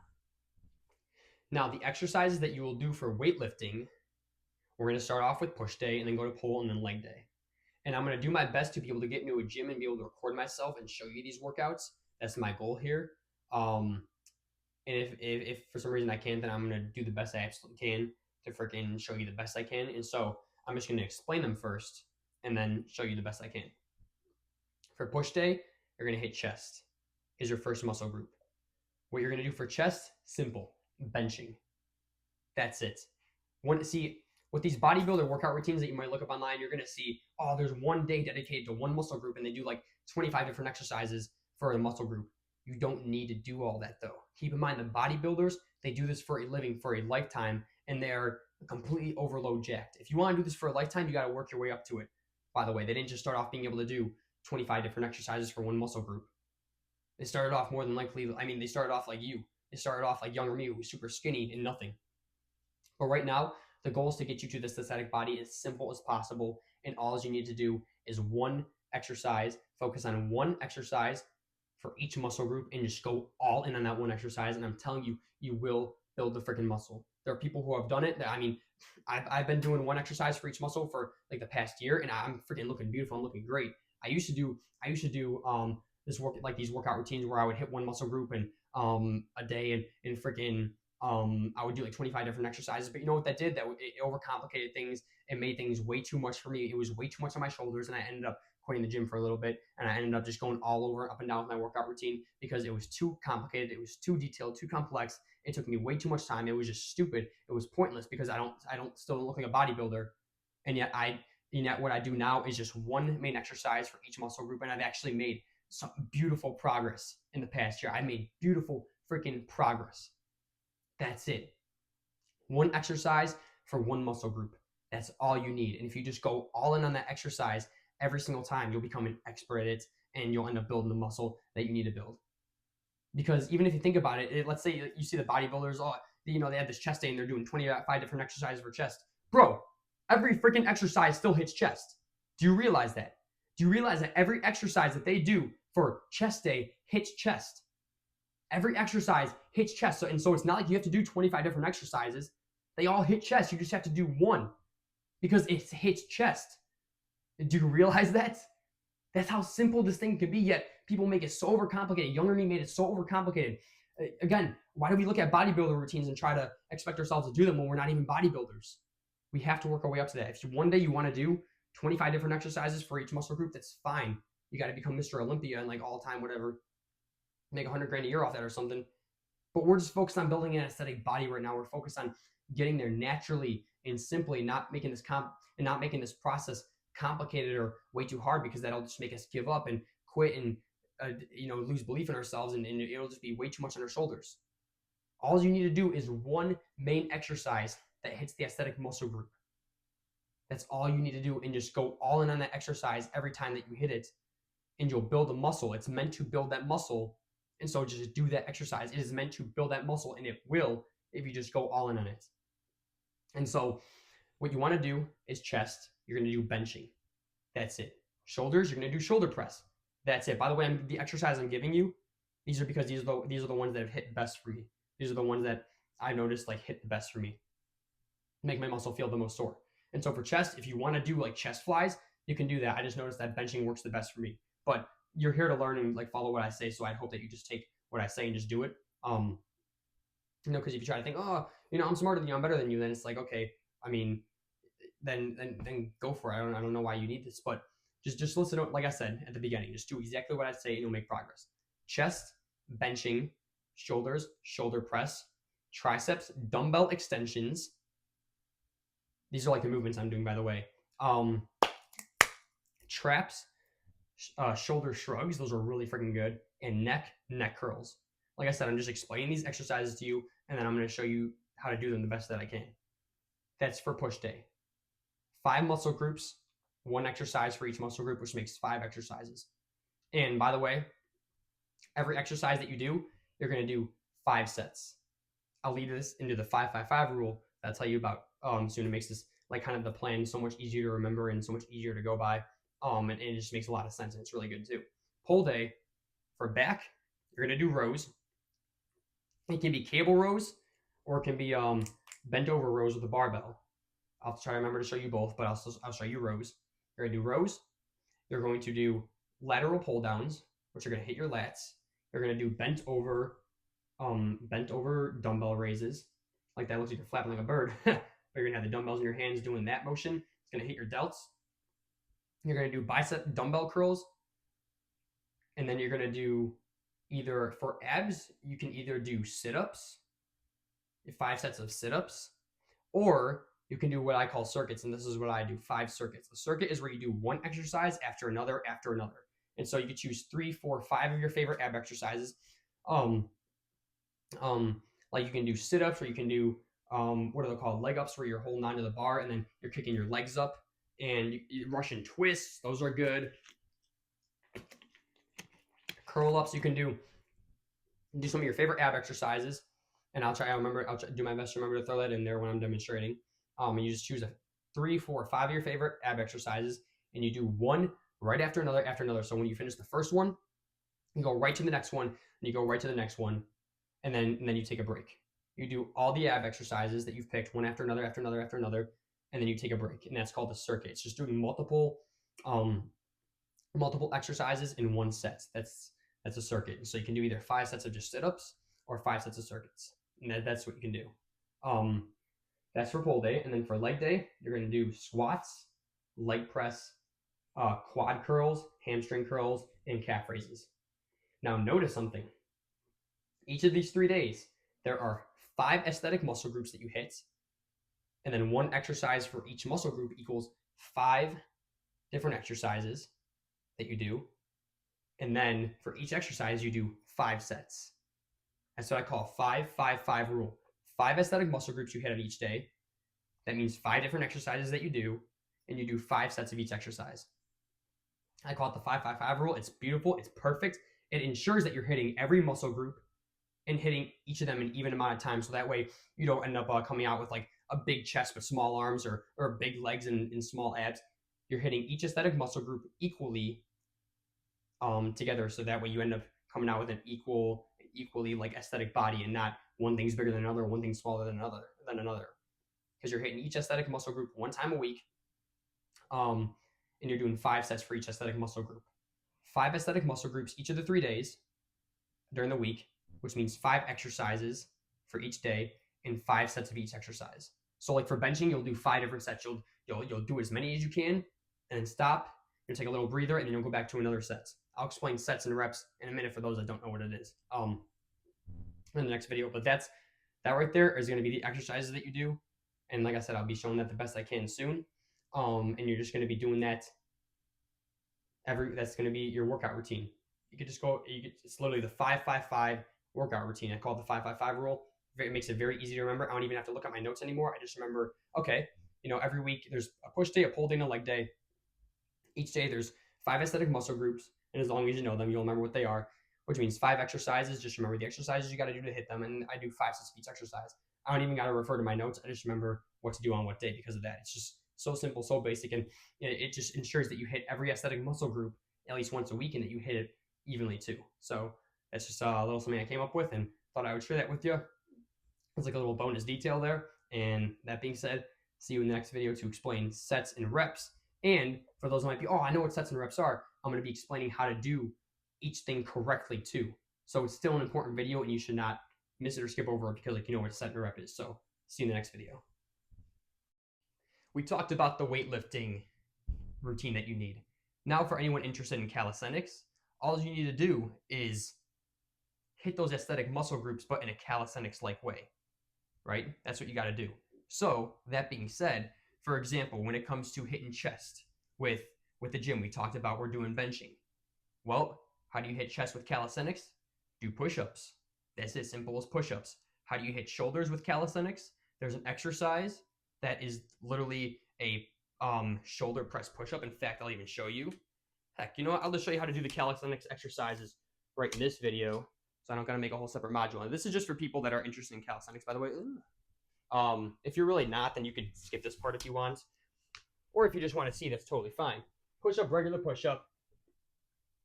All the way down. All the way back up. Cool. Have your back straight. You're looking good. A shoulder press push-up is kind of an awkward position, but it's really good. It's where you're kind of in the push-up position, but you put your butt in the air. I know it's kind of weird, but this is what you do. And then it's almost like your head is aligned with your two hands. So you got your hands on the ground and your head is kind of aligned with them. And now, down all the way, up to where your head's almost touching the ground. Up. That's what you do for shoulders. That'll hit, now between those two push-ups, that'll hit chest, shoulders, and traps. Triceps, check this out. Check this out. See, calisthenics you can do anytime, anywhere, and so it just only makes sense if I show you here. You could literally do, like I said, you could do it anytime, anywhere. You could do it outdoors at the park.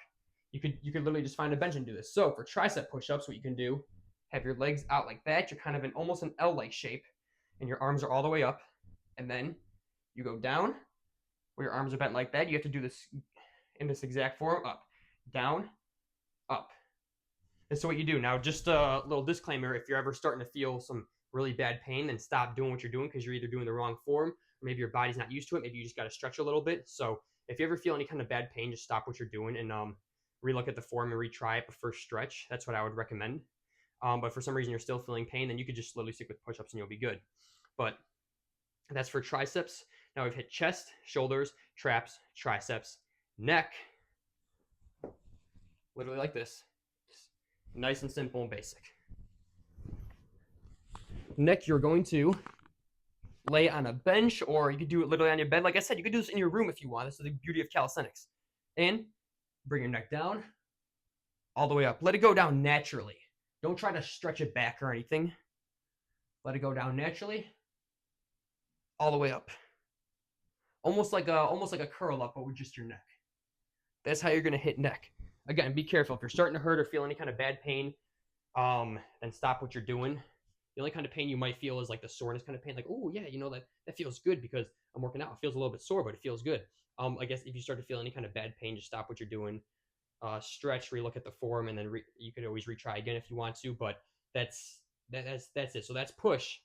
For pull, I don't have a pull-up bar or anything, but if you just do pull-ups, just regular pull-ups, what you can do is you can do regular grip pull-ups where you're holding on, you just got a regular grip. You're literally in this position where your arms are in L shapes, and then you pull yourself up. Let yourself kind of fall down. Don't try to stretch out your arms too much. Let it go down naturally. Pull yourself all the way up. Do the full extension and down. That's going to hit your back good. That's going to hit your lats. And what you could do is do reverse grip too. So here's the kind of pull-ups I'd recommend. Do regular pull-ups, right? Just have a regular grip. Your hands are forward, your arms shaped like L's, and just do regular pull-ups. That's going to hit your back really good and your lats. Now what you can do, the next kind of pull-up is do close grip so your hands are closer together, and they're reverse. So instead of like this, they're like this. Hold onto the bar, and you pull yourself up all the way, let yourself go down, pull yourself up all the way, go down. That's going to hit your biceps really good. And between those pull-ups, you're also going to hit your delts really good. Those are, if you just do those couple kinds of pull-ups, boom, like that's all that you need to do for pulls. So you could do that. You could do what are called Australian pull-ups if you have rings and you attach rings to a tree, and you could just hold on to the rings and kind of be in this kind of diagonal bent way, and then you just do that. You can always look it up if you want to, but like I said, those two pull-ups that I recommended, those are good enough. Now for abs, you can literally just do sit-ups, or you can do a few different things. You can do an ab circuit, what it's called. So I'll try to show you right here. There you go. All right, you can do regular sit-ups. Boom, nice and simple. They're challenging, but they're simple. And then what you could do is you could just do those, a few sets of those per workout. You're good. 5 sets per workout is what I say, and then you're good. Or you can do what's called the circuit. So you pick a few different abs exercises. You could pick as many as you want. What I go with is between 3 to 5. So let's just do 3 for the demonstration. You do 1. Okay, let's say you do as many as you can. All right, now let's say you're tired. Oh, I've done all I can, right? Now you do the next one. So if the next one you pick is Russian twist, you go right onto the next one. And boom. You do those as many as you can. Okay, let's say you've done as many as you could, and then you go right onto the next one. Boom, this is a really good one. You're just laying down straight, and then you only use your legs to go up, and then kind of make like an L shape. Keep your legs as straight as you can. For me, honestly, it's pretty hard, but keep your legs as straight as you can, and just have like the kind of L shape. Boom, you just do one exercise right after another, and then you take a breather. Take a little rest break. That's called a circuit, is where you just do multiple exercises in one. Now for legs, all you really need to do is squats and lunges. So squats, just regular up, all the way down, all the way up. Lunges, you take one leg and you just step forward. Use just that one leg to push. Boom. You do as many as you can with the one leg and then go on to the next one. Boom. Let's say you've done all you could. Squats and lunges, those are good. That's going to hit your quads, your hamstrings, your overall legs pretty good. And then you could just do some calf raises, which is where you just literally basically just go on your tiptoes to demonstrate the easiest possible. To say the most simplest way possible, you just go on your tiptoes, hold for a sec, go down, tiptoes, hold for a sec, go down, boom, and you're looking good. You just do those exercises. That's literally the only calisthenics routine that you will need, my friend. You just do those, 5 sets of each of those. Each workout, boom, you're good. You're good. You can still have that push-pull day or push-pull legs routine as well. You can still do that. It's just all about doing the full extension, doing the right form, doing as many reps as you can. And if you want to make it a little bit more challenging, there's something called a weighted vest. It's literally just a vest that you put on yourself and you put little weights in it. You can put on a weighted vest and then boom, you can use that as well. I have one to show you what it is. I'm not promoting by any means, but it's just an option if you want to get it. It's just an option if you want to get it. It's like this, put it on. There's some weights that you put in these pockets underneath the strap, and boom, it adds some extra weight to you. That'll make your calisthenics exercise more difficult, add a little bit more weight if you want to, of course. I think your body weight is good enough, but if you like the challenge, if you want to go a little bit farther, if you notice like, hey, I want to push harder, more of a challenge, that's good. As long as you're staying safe, that's freaking good, and I respect that, and I think you should do that, as long as you're being safe. That being said, that's the only calisthenics routine that you need. You can still split it up into the push-pull legs, but those are the exercises, and boom, you're good to go. If you want to do calisthenics, that's all you need. Boom, you do that, you're good to go. So I'll see you in the next video. Sets, reps, and exactly what to do for them. Sets are just a big pile of reps. Reps are each thing that you do. So like, let's say you're benching, if you do down and up, that's 1 rep. And when you do multiple reps, as many as you can, then you've done a set. It's as simple as that. So this is how I want you to train, because if you do not train like this, you're gonna make some progress, yeah, but you're not gonna make the max amount of progress that you can make. And your goal is you want to build this aesthetic body the most effective and best way that you can in the least amount of time possible. And so this is exactly how you're going to do that. Every set that you do, with every rep you're going to do the full extension. Now when I show you how to do the workouts, I'm going to be showing the full extension, but you want to make sure that you're doing the full extension. So for benching, you don't just want to do little half reps. You want to do the full freaking rep as much as you can go. For shoulder press, you don't just want to do little like half shoulder presses. You might see some people train like that. If you want to follow them, go ahead, but know that you can make max progress by actually just doing the full rep. Think about max progress equals max work. And if you could do the most work that you can, that's going to make you the max progress. Hang on. There we go. By the way, don't forget to stretch during a workout or before a workout if you can. If you don't remember, it's not like a huge deal, but it's good for you. Anyway, like shoulder press, don't do little half reps. Do the full freaking rep. And do that for every single rep that you do, and do as many reps as you can for all of your sets. You don't have to say, you might see these bodybuilders, like these fitness influencers, oh yeah, you have to do 8 reps per set and that's a good amount. No, you want to know what's a good amount? Doing the absolute most that you can. It's not about counting how many reps. It's not about, my goal is 8 reps, okay, for this set. No, my goal is doing as many as I possibly can for this set. That's the goal. Every set that you do as many reps as you can.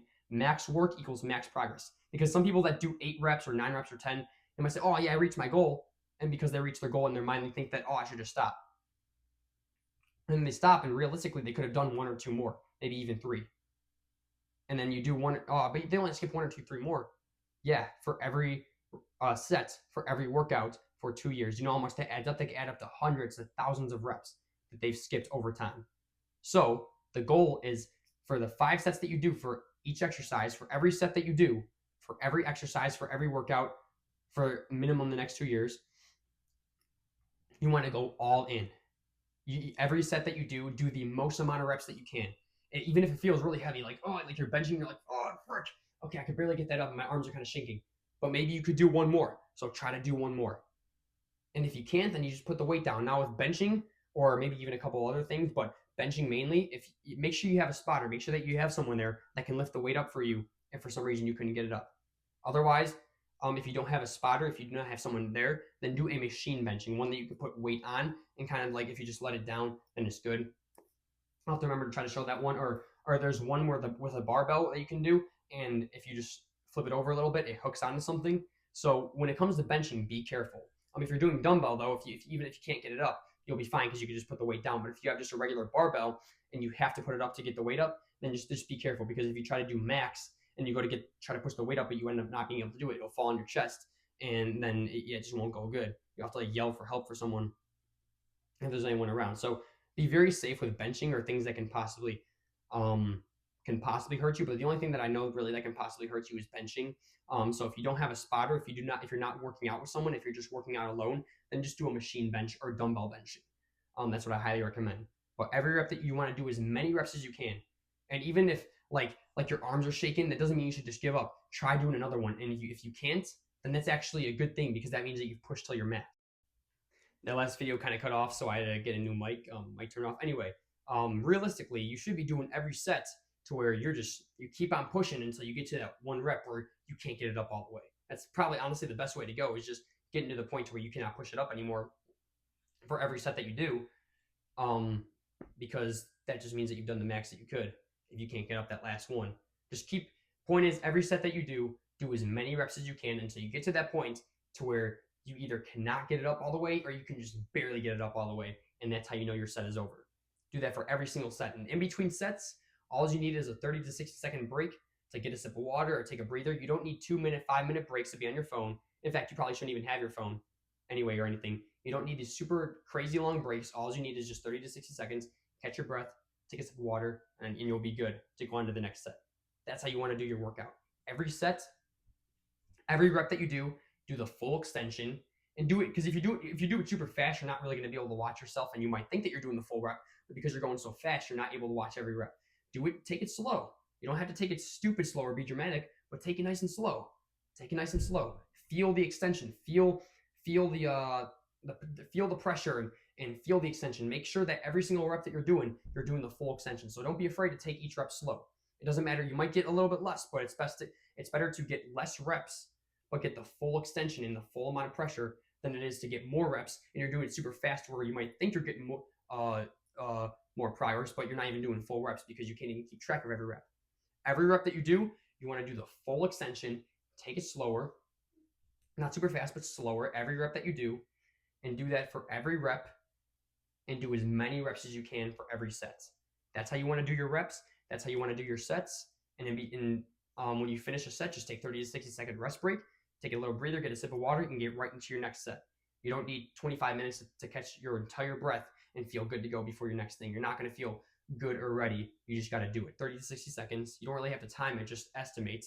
You don't have to put down your weights and be like, okay, 1, 2, 3, and then at 30, okay, I'm going. If you want, you could do that, but you don't need to. Just take a short rest break and then get right into your next set. And I'm telling you, when you do that, it'll take, let's do the math here. Let's say it takes a minute for you to do a set.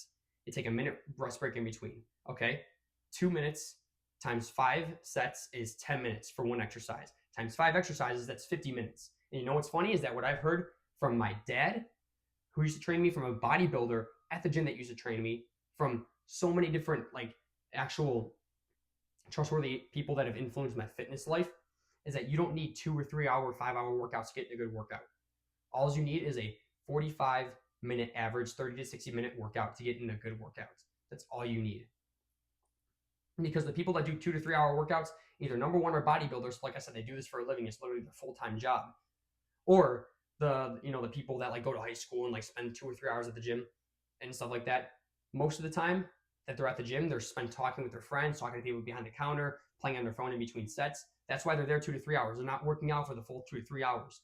They're working out more for like 45, 60 minutes of the 2 to 3 hours that they're there. But most the other rest of their time is spent talking to people or on their phone and stuff like that. You see most people on their phone, most people talking to people. So don't be wrongly influenced by the people who say you need 2 to 3 hour workouts. No, you need 30 to 60 minutes of a good hard workout.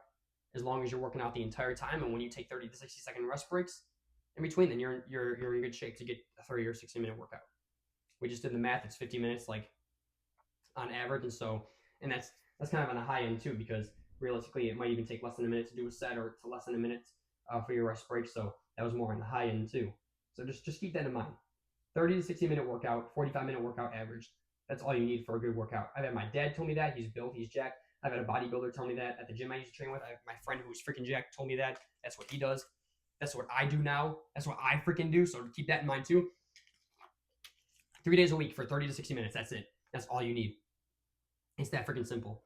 Highly recommend 60, just so like you give yourself a little bit extra time to kind of, like get there and take off your jack and rack up the weights and stuff. So don't, you can give yourself 30, but no, you'll have to move like really fast. You want to give yourself a little bit of time, a little bit of breathing room, but you don't need to put aside 2, 3, 5 hours. Just 1 hour, 3 days a week. That's it. That's all you need. It's so freaking simple. You just have to do it. So keep that in mind. That's what you want to do for every rep. That's what you want to do for every set. That's how you want to do every workout for minimum the next 2 years.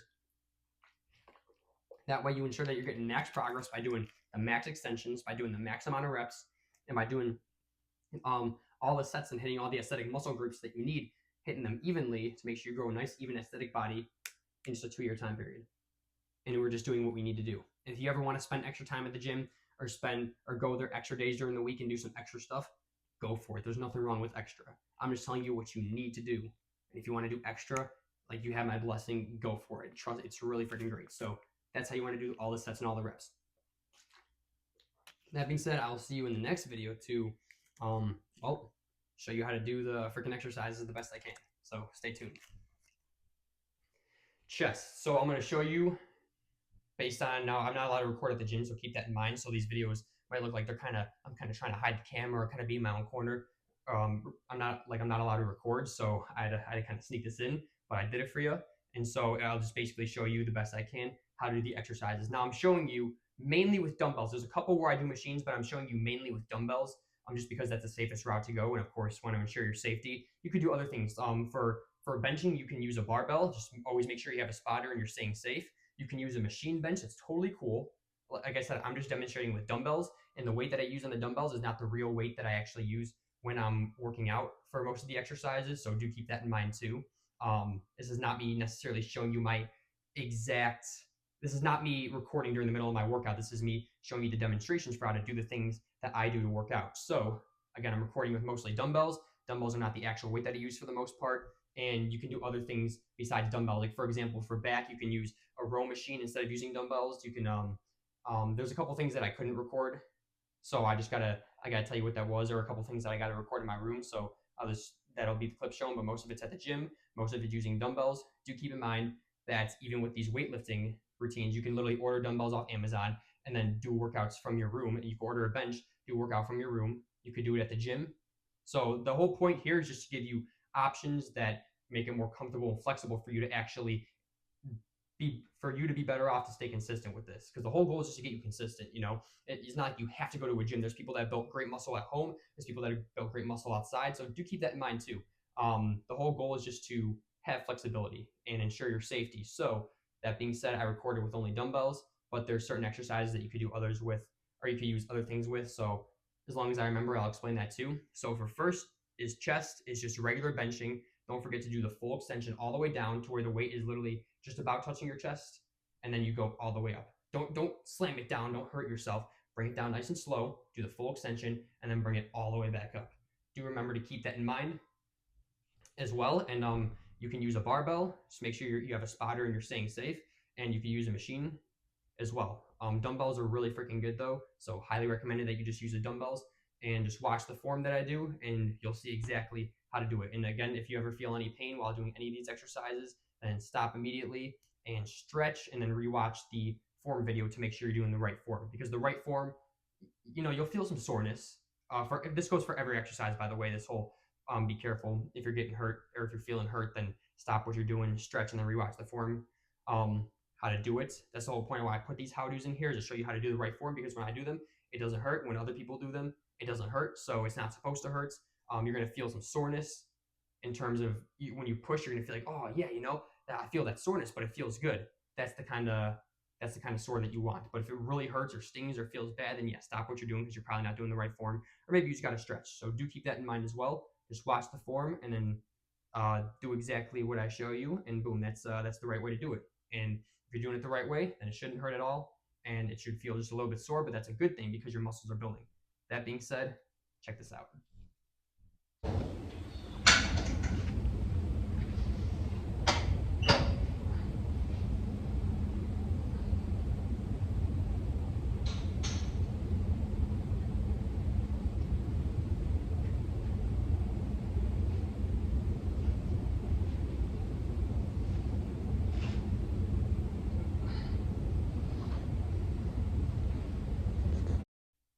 Shoulder press, you can use dumbbells, you can use a barbell. When you use a barbell though, you just make sure it's not kind of going right over your head. You gotta leave some room for it to go down all the way up. But you use dumbbells, go down all the way up. Again, when it comes to doing the full extension, do not try to force yourself to push any farther than you can. So when you're bringing it down, it just naturally comes down. Don't try to push it back or anything. Don't do that. Just let it naturally come down. Okay, right about here. Actually, usually right about here is pretty good, but some people can go like here. Usually right about here or here is pretty good, and then boom, you push all the way up. Do not try to force yourself. This goes for every exercise. Do not try to force yourself to push down more or to push up more. Just do naturally the full extension as much as you can. That's how you do shoulder press. Check it out.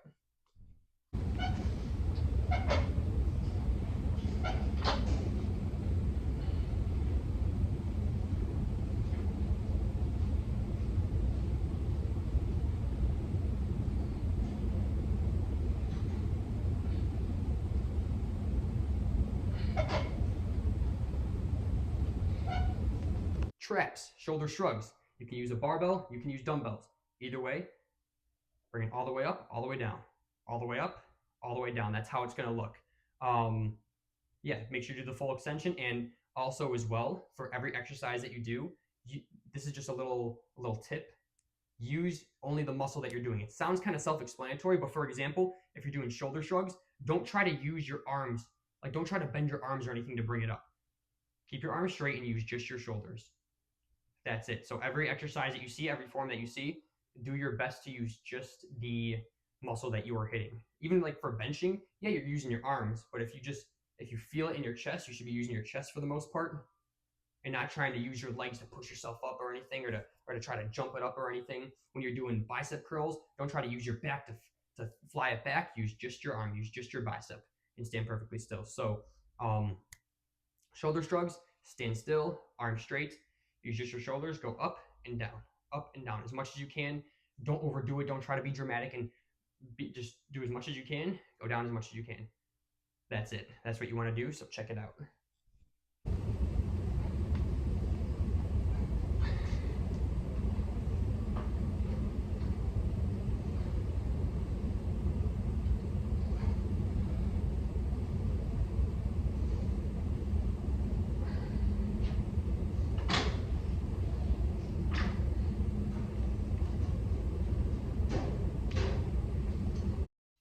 Tricep dumbbell extensions. Stand nice and straight.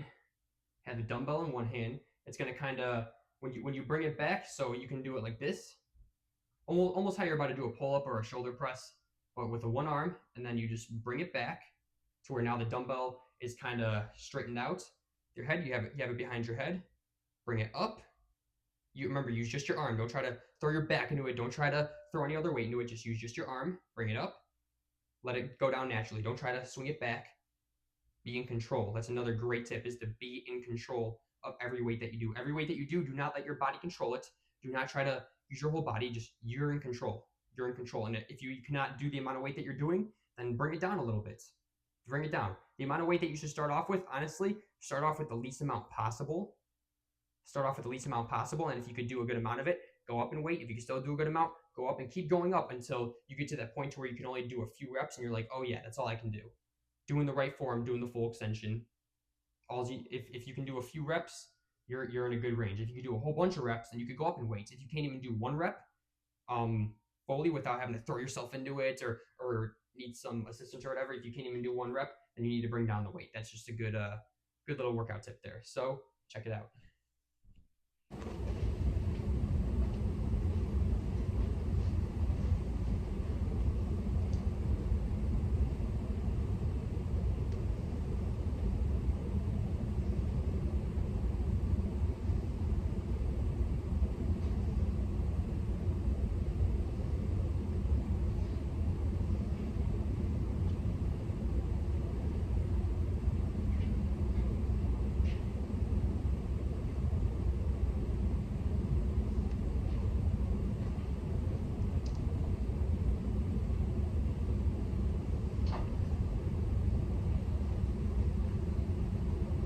I did not get a chance to record neck at the gym.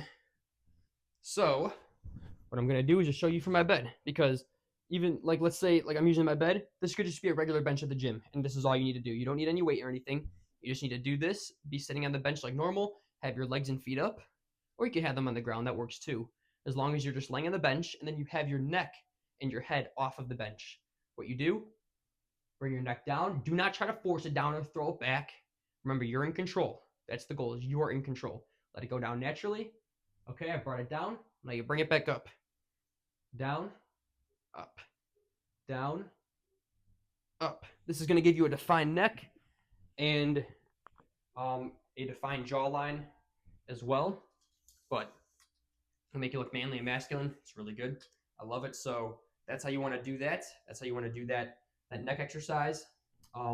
Again, do not jerk your neck back or anything. The whole goal is for you to stay safe. If you feel yourself starting to be in pain, stop what you're doing, take a rest, stretch your neck a little bit, maybe do some head circles, and then watch the form again. Because when you do the right form, it's not going to hurt at all. It's going to feel sore, but the good kind of sore. The sore that your muscles are basically telling you, hey, I'm building here. So that's how you want to do neck. It's basically just kind of like a curl up, but with just your neck. So again, just be in control of your muscle, including your neck, be in control of your neck, down and up. And that's it. For back rows, you can use what's called a row machine. If I can get that in there, I will. But for now, you're just going to see the dumbbells. So what you do is you have the dumbbells. You're bent over. This is what it looks like. You're bent over like this, and use your back as much as you can. Try not to use your arms so much. Use your back. See what I mean? When I say use your back, use your back. Don't use your arms as much. Use your back as much as you can, and then bring it up. You're going to use your arms a little bit as part of the exercise, but use your back as much as you can. Bring it up to your stomach. You can use a barbell, you can use dumbbells, but bring it up towards basically touching your stomach, and then bring it back down. And the entire time you're bent over, doing those reps. Stay in control, do the full extension, and do as many reps as you can. This goes for every exercise, by the way. I'm going to keep repeating that until it gets implanted into your brain. Check this out.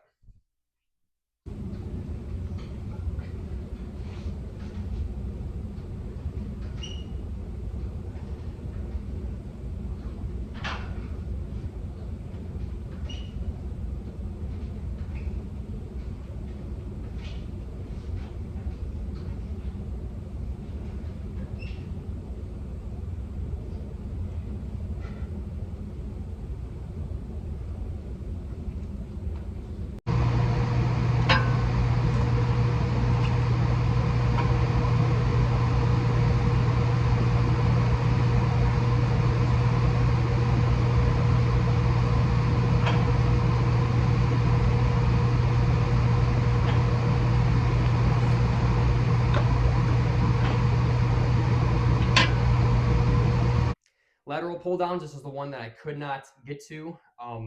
So what you can do is you can do either just regular pull-ups, where your arms are just like this, right? Your arms are like this. You're just making 2 L's basically.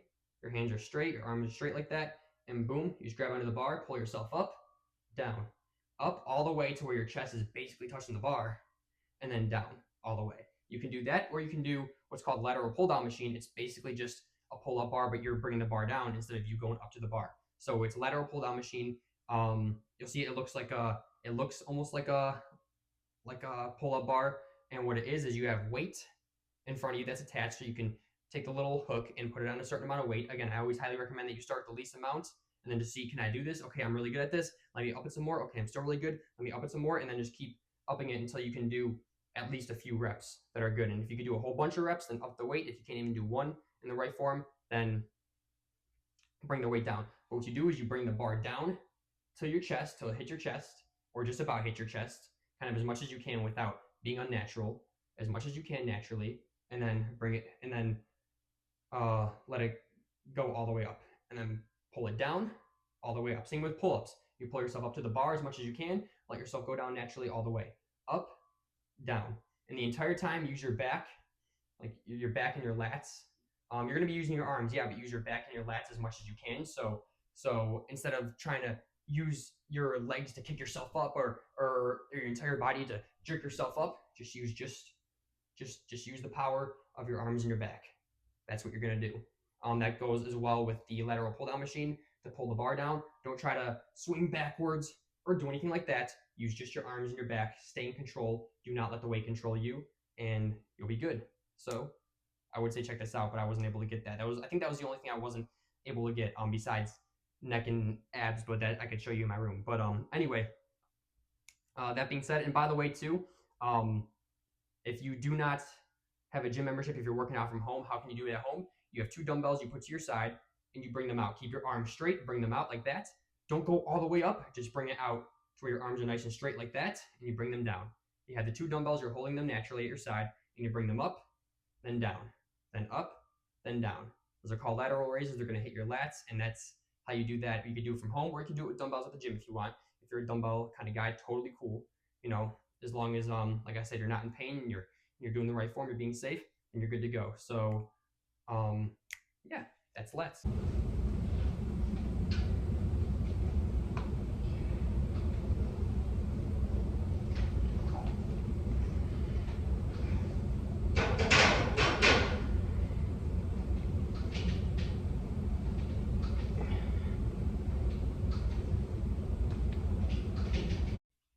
Okay, delts.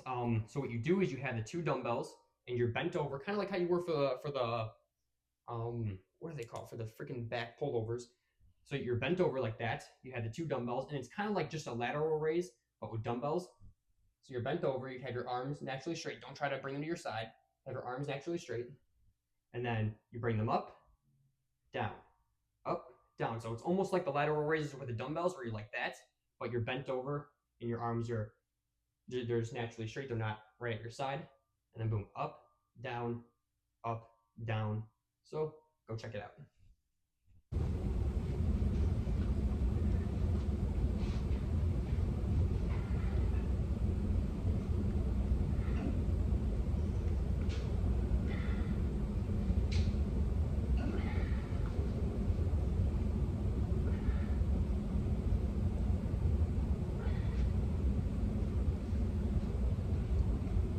Abs was one of those that I was not able to get either. So what you can do is you can do just regular sit-ups. These are really freaking good. You're lying down, your legs are up like that. Boom. You go all the way up to where, I mean, you're basically touching your legs, all the way down, all the way up, all the way down. It's better even just to have your hands and your arms crossed on your chest, so that way you're not tempted to grab the carpet or anything, or even like the ground, or try to grab the ground or anything. It's good to have your arms crossed over your chest like this, and boom, up, down, up, down. Or what you can do is what I do. You can do that. That's good. Or what you can do is what I do. That's where it's called an ab circuit. You pick a few different of your favorite exercises. By the way, I highly recommend this too, especially if you want better growth because you're doing more. So if you want faster growth, this is how I got it. Ab circuits is where you pick a few of your favorite different ab exercises. If you're doing it at home, obviously the only things you can do at home, like the sit-ups, curl-ups, Russian twists, freaking leg ups, Or if you're at the gym, you can still do those workouts at the gym. But if you're at the gym and you want to do what's called a leg up, is a good one. Is where you hold onto a bar and then you kick your legs up. Those are really good. Again, I wasn't able to get this in the gym, so I'm doing it here. So what you do is you pick a few of your favorite different ab exercises. I'm going to do sit-ups, Russian twists, and leg ups. And then you do one right after another. So for example, you start off with your sit-ups, right? Do as many as you can. I'm not going to show you as many as I can because this video could go on for like 10 minutes if that's the case, but you just do as many as you can. Okay, when you're done doing as many as you can, you go right on to the next one. So right away, I'm going right on to Russian twists. Do as many as you can. You can even use like a weighted exercise ball for Russian twists too. I think those are pretty good. You can use a weighted vest for sit-ups or even some ab exercises. I think that's really good, but you don't have to. Okay, I did as many Russian twists as I can. Okay, now I go right on to the next one, which I said is going to be leg ups. This is a good one where you're just lying literally straight down, and you kick your legs up to where you kind of form an L with your body and your legs as much as you can. Keep your legs as straight as you can. It's kind of hard for me, but as straight as you can. And boom. Then you do as many as you can. And now that you've done one exercise right after another, as many as you could, that's an ab circuit. So then you take a breather and do another circuit. So that's going to be the ab exercises that you do. Exercise if you're just doing sit-ups, or exercises if you're doing the circuits. So that's going to be your little ab workout. Bicep curls, you got the dumbbells. Those are the best ones to do in my, like this for me are the best ones to do. Highly recommended. You have the dumbbells. You have them at your side. Remember, with the bicep curls, don't try to use your back or anything to pull them up. If you have to do that, you're doing too much weight or you're doing more reps than you can handle. You keep your back straight. In fact, it could even be good to do it against the wall too. But you keep yourself straight, keep your back straight, and use just your arm, just your bicep. Bring it up like that. Don't honestly, I don't really like the inward ones. I feel a lot more with the outward ones. So try out the outward ones where it's not perfectly straight. You can do that, that's fine. But if you have it a little bit more outward, boom, that's a sweet spot right there. Hit that, and remember, just stay naturally straight. Best you can. If you notice yourself starting to flop around or you can't get it all the way up, then you're either doing too much weight, or if you could barely even do a rep or two, or if you're able to do a few reps normally, then you're just doing too many reps if you have to fling yourself back. So just only do the amount of reps that are, well, normal reps, not you flinging yourself around or anything. Goal is to stay safe, do as much as you can, make as much progress as you can. This is how I did it, so that's how you're gonna do it. Naturally straight, use only the muscle, and do that for every workout. So check this out.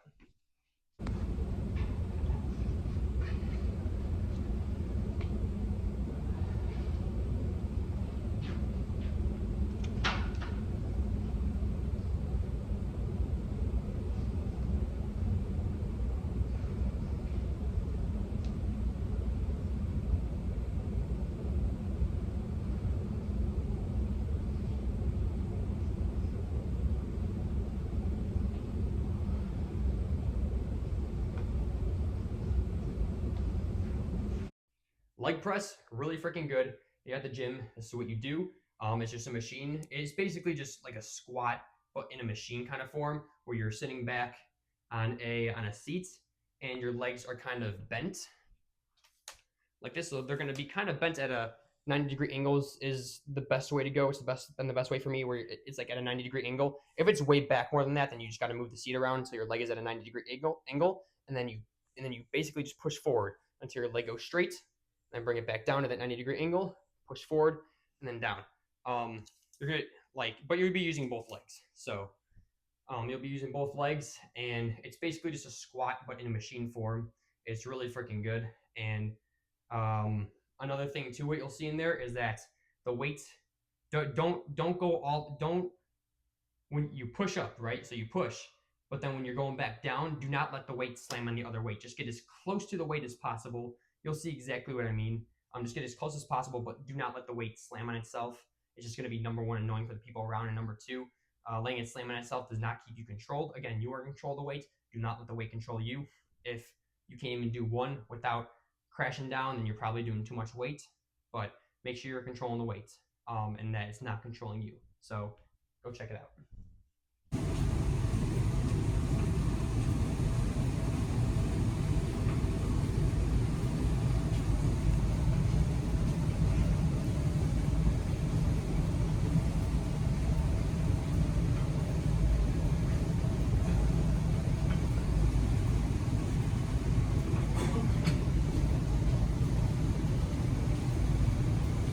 quad curls.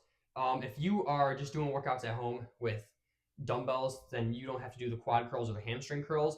Just do squats and lunges. And if you want to see how to do lunges, you could look at the calisthenics workout routine. The only one that you need, it's in a separate video in the previous module. So you can look at that, but you can literally stick with squats and lunges with dumbbells if you're doing it at home. Or even if you just want to do that at the gym, just stick with squats and lunges. And I'm telling you, or even wall sits too. Wall sits are really freaking good. Where you just sit against the wall and you kind of do like a half squat and you're sitting against the wall. You might have seen me do it in one of my Mission Masculinity videos, but you are literally just sitting against the wall like this, and boom, to where your legs are like that. It's almost like you're trying to sit in an invisible chair that's not there, and your back is, you're kind of pushing yourself against the wall, so your back is against the wall too. That's what you do. Wall sits are really good, so you can do that too. But between squats, lunges, and wall sits, you could do one of them, you can do a couple, you can do all three. If you're just doing it at home, they're really freaking good. They're really freaking good. But if you're at the gym, then what you can do is quad curls, really freaking good. You'll see it in a second here, but it's where you're on a machine and you have this kind of, I don't really know how to describe it. You'll see it, but it's like a cylinder kind of rubber thing where it's right above your feet. And what you do is basically you're just kicking up. So basically, the demonstrator right here, you are just practically kicking up. Go down as much as you can, kick up as much as you can. Go down until the weight is either just about touching or just touching the weight on the machine, and then kick, and then you push it all the way out until your leg is straight. That's what you want to do. You're practically just kicking. That's what you're gonna do for a quad curl. So that being said, well, just go check this out.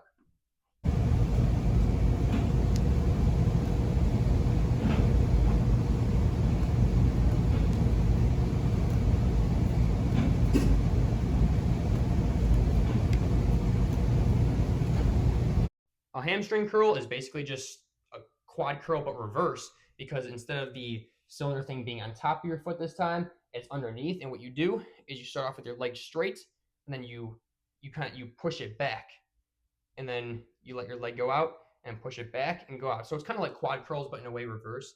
You just got to kind of see what I mean, so check it out.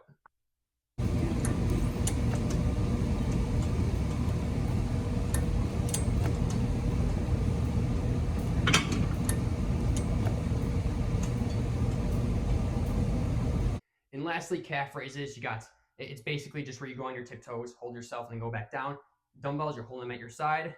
You're using just your legs. Here, I'll demonstrate right here too as well. What you'll see, I have a video demonstration, but I like to do it here as well, just for a little extra guidance and to be able to talk while doing it. You have your weight at your side. You're standing up straight, keeping your legs straight, keeping your back straight, and you just use your tiptoes. Just go on your tiptoes, and boom, you'll feel it right back here in your legs. Those are called your calves. Don't let your legs bend or anything like that. Don't be doing that. Don't be wobbling around or going. Just be completely straight. Have your legs straight. Have your back straight, and just use your feet. Go on your tiptoes. Just use your feet. Down, up all the way. Hold for a sec. Down all the way. Those are really freaking good. So go check it out.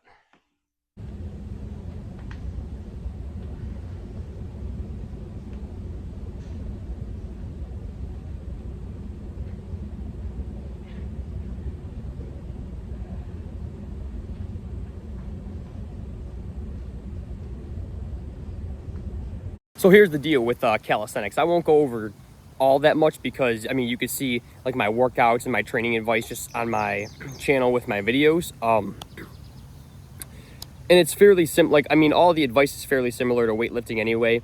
You know, do as many reps as you can, right? Do the full extensions. Make sure you're doing things right. So if you're doing push-ups, you're not doing little half push-ups. You're not cranking them out super fast. You're doing the full thing, man. The full entire push-ups. Pull-ups, you're going all the way up. I'm talking till your chin is above the bar or the branch or whatever you're using. For legs or squats, you're going all the way down and all the way up, right? Do the full extension. Don't crank them out super fast, you know, but you also don't have to do them super slow, like taking 10 seconds per rep or anything. Just take your time with it, man. Take your time. Go up and down. Pull yourself up and down. Just take your time with it.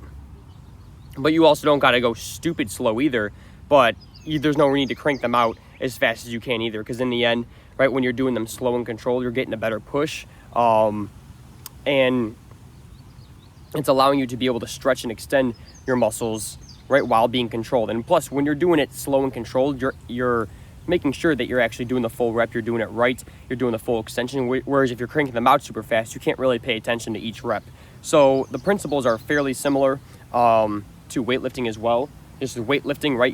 I just wanted to go over all the different kinds of workouts. Whereas with calisthenics, it's mainly push-ups, pull-ups, and squats that are gonna get you your progress. And then when you start getting more advanced, you could do things like skills, you can do dips, you can do like tricep push-ups too. I mean, tricep push-ups you don't really got to be advanced for, but you know, the main thing with calisthenics is push-ups, pull-ups, and squats, and doing different variations, right? So for push-ups, you can do wide grip, you can do close grip, you can do incline or decline. For pull-ups, you can do reverse grip, you can do regular grip. Squats, I mean, I don't think there's really any different variations, but calisthenics is a lot simpler in the sense that you don't have all this equipment, you don't have all these like crazy different exercises using all this different equipment and stuff. It's just your own body and your own body weight, man. So when you do mainly push-ups, pull-ups, and squats, that's your main stuff, right? And then as you start to get more advanced, you can go on to dips, you can go on to planches and doing different skills. And like I said, I show a lot of that stuff and talk a lot about it in my videos anyway. So really, if you want to learn more about calisthenics, the videos are the place to go for that. Or I'd be happy to even offer like a one-on-one coaching session with calisthenics too. More than likely it would be a paid coaching session, but I at least wanted to throw that out there in case you wanted like some like one-on-one training or anything like that. Yeah, calisthenics principles, all like the same principles.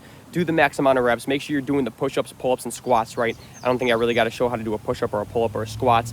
And like I said, if you want to see how to do that, right, then I got my videos on YouTube anyway. So hey, there you go, right there. But yeah, do the most amount of reps you can. Do the full extension. Make sure you're doing the right form. If you feel any of that stinging pain, like that not the soreness pain, but like that stinging nasty pain where you can't even do the rep, you're like, hey, I got to stop this. Then stop and stretch for a little bit, or just stop the workout completely and wait, see what's going on there and wait for it to heal, right? So it's all the same principle. It's just more simpler in the fact that you could do it anytime, anywhere that you want. So I at least wanted to throw that out there. And like I said, if you want to see me do any of this stuff, boom, right on the YouTube channel, it's all right there, man, right within my videos. So yeah, that right there, that will kind of sum up the calisthenics. Nice and simple, nice and easy, at least for this course. And yeah, I'll see you in the next video. So I'm just going to go over all the tips that I've used to maximize my progress. So you can use these tips as well. Let's go over them again. Again, make sure you're doing the right form. You know you're doing the right form when you could feel it in what you're doing, but in a sore way, not a painful way. So for example, if you're doing bench and it feels really painful, like you don't even want to carry on, or it stings, or it's just so painful, like it's painful and it really hurts you, then put the weight down because you're probably not doing it right. But if you're doing it right and you do the form, you'll feel it. You'll feel the push. You'll feel the pressure in your chest, but it'll almost feel kind of oddly good. You'll still feel sore. It'll still feel a little bit painful, but you'll feel it. You'll feel that it's a good kind of pain. It's right. You'll kind of feel like, oh man, that's sore and that hurts, but it feels good. That's the good kind of pain. So you're gonna feel it, but as long as it's not painful to where it feels like you're gonna get hurt or something, then you're good. Don't overthink it. Just kind of go with the flow and then see how you feel. That's number one. Number two, again, just make sure you're always doing the right form. If you notice yourself, let's say you're doing bicep curls and you notice yourself starting to throw your back into it, you're not doing the right form. The right form comes from being in control of the weight and not letting the weight control you. And that comes down to using just the muscle that you're hitting. So if you're hitting just biceps, then you should only be using your arms and you should only be feeling it in your biceps. But again, if you're throwing your back into it and it's just kind of funky, you're not being in control, then you either got to take the weight down, or if you're able to do a few good reps and now you're just throwing your back into it, then okay, you just got to only do the few good reps. So make sure the form is right, so that way it's not painful, but it feels sore, the good kind of sore. Make sure the form is right, so that way you're actually getting progress in and you're not using other muscles. Whatever muscle you're hitting, make sure you're only using that muscle as much as possible. For example, if you're doing shoulder shrugs, you should only be using your shoulder as much as possible, not trying to use your arms to throw it into it or anything, not trying to use your back to throw it up, using just the muscle that you are hitting for that exercise. Stay in control of the weight. That's another tip. Stay in control of the weight. Stay in control of your form. Do not let it control you. If it starts to control you, you either got to take down the amount of weights or the amount of reps that you're doing.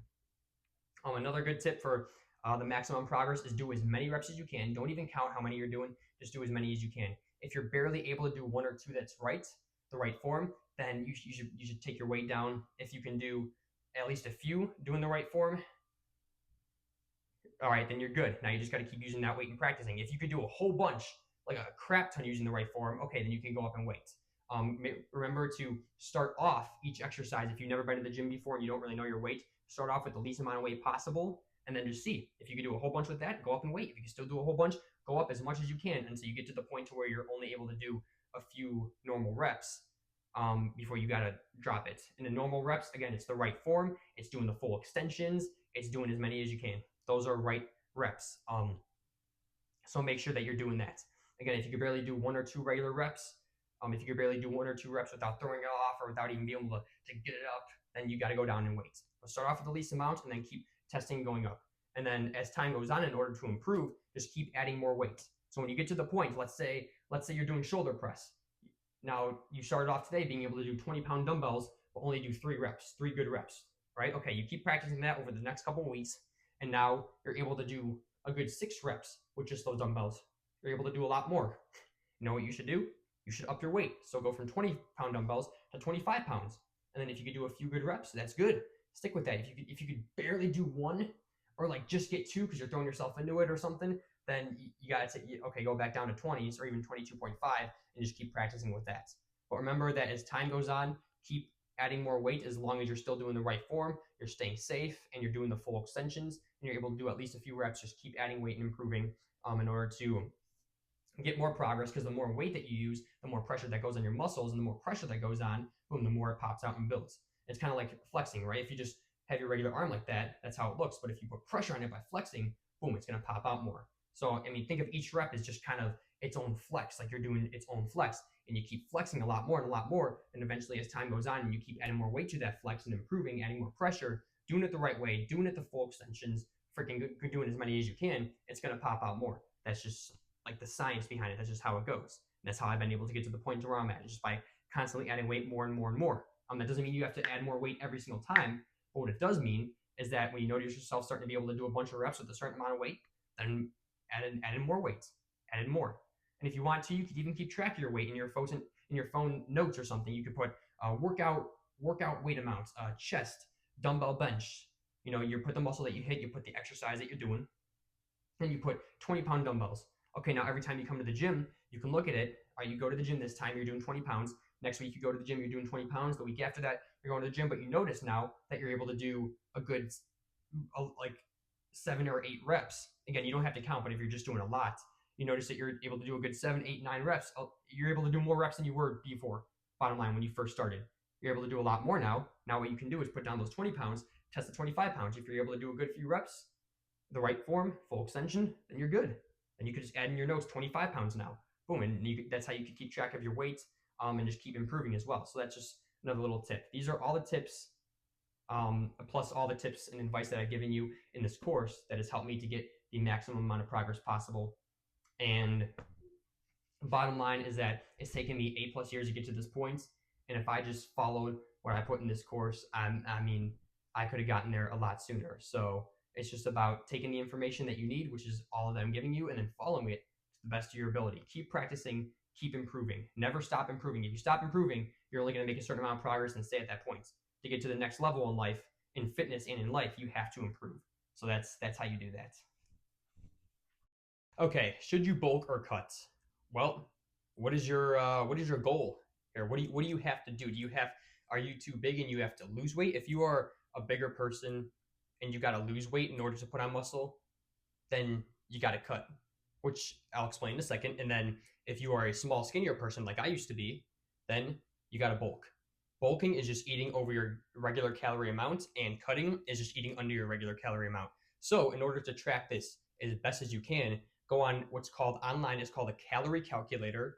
You just type in calorie calculator. You click like the first one or the second one that you see, because there's a bunch of them and they'll all give you the same detail. And what you do is you just put in your information, such as your age, your height, your current weight, your activity level. It's not like weird personal information or anything.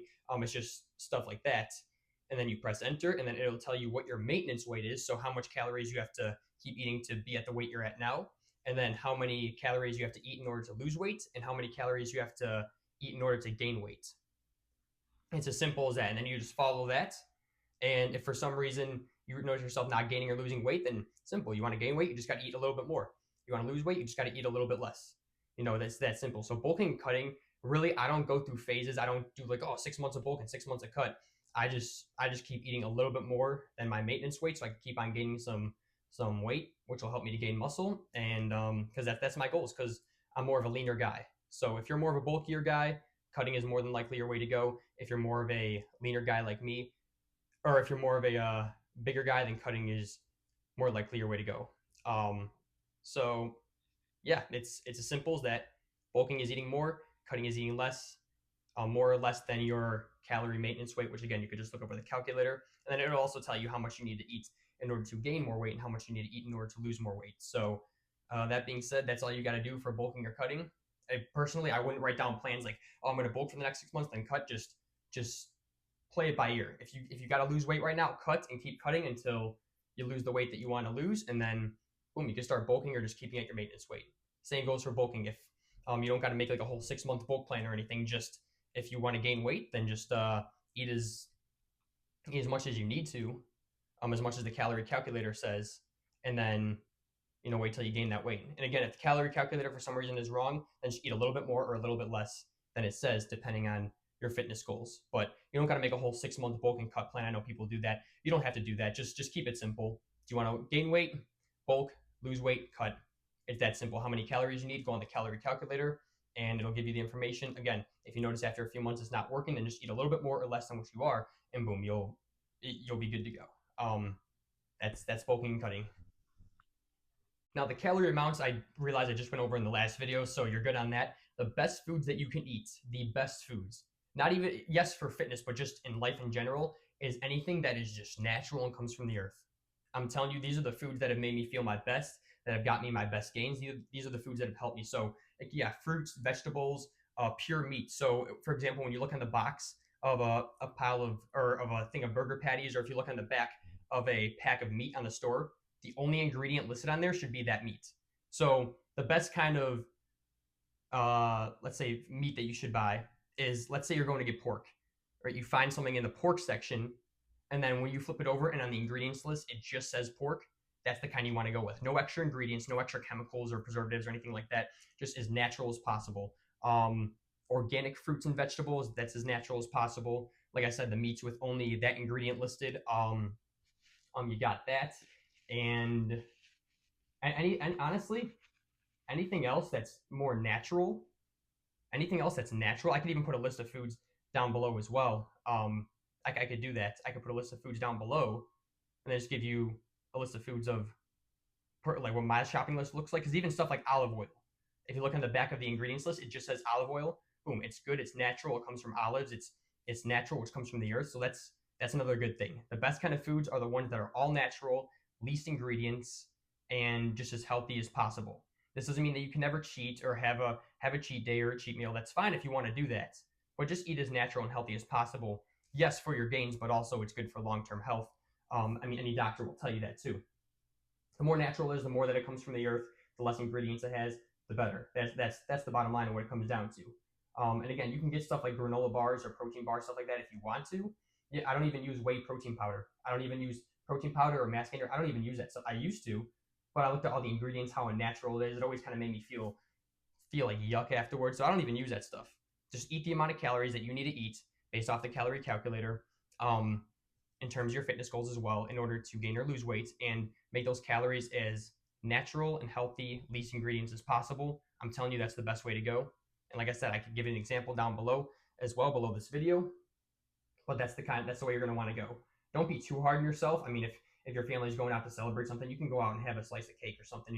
Don't be stupid hard on yourself, because then you're just going to end up failing and end up being a junk food addict.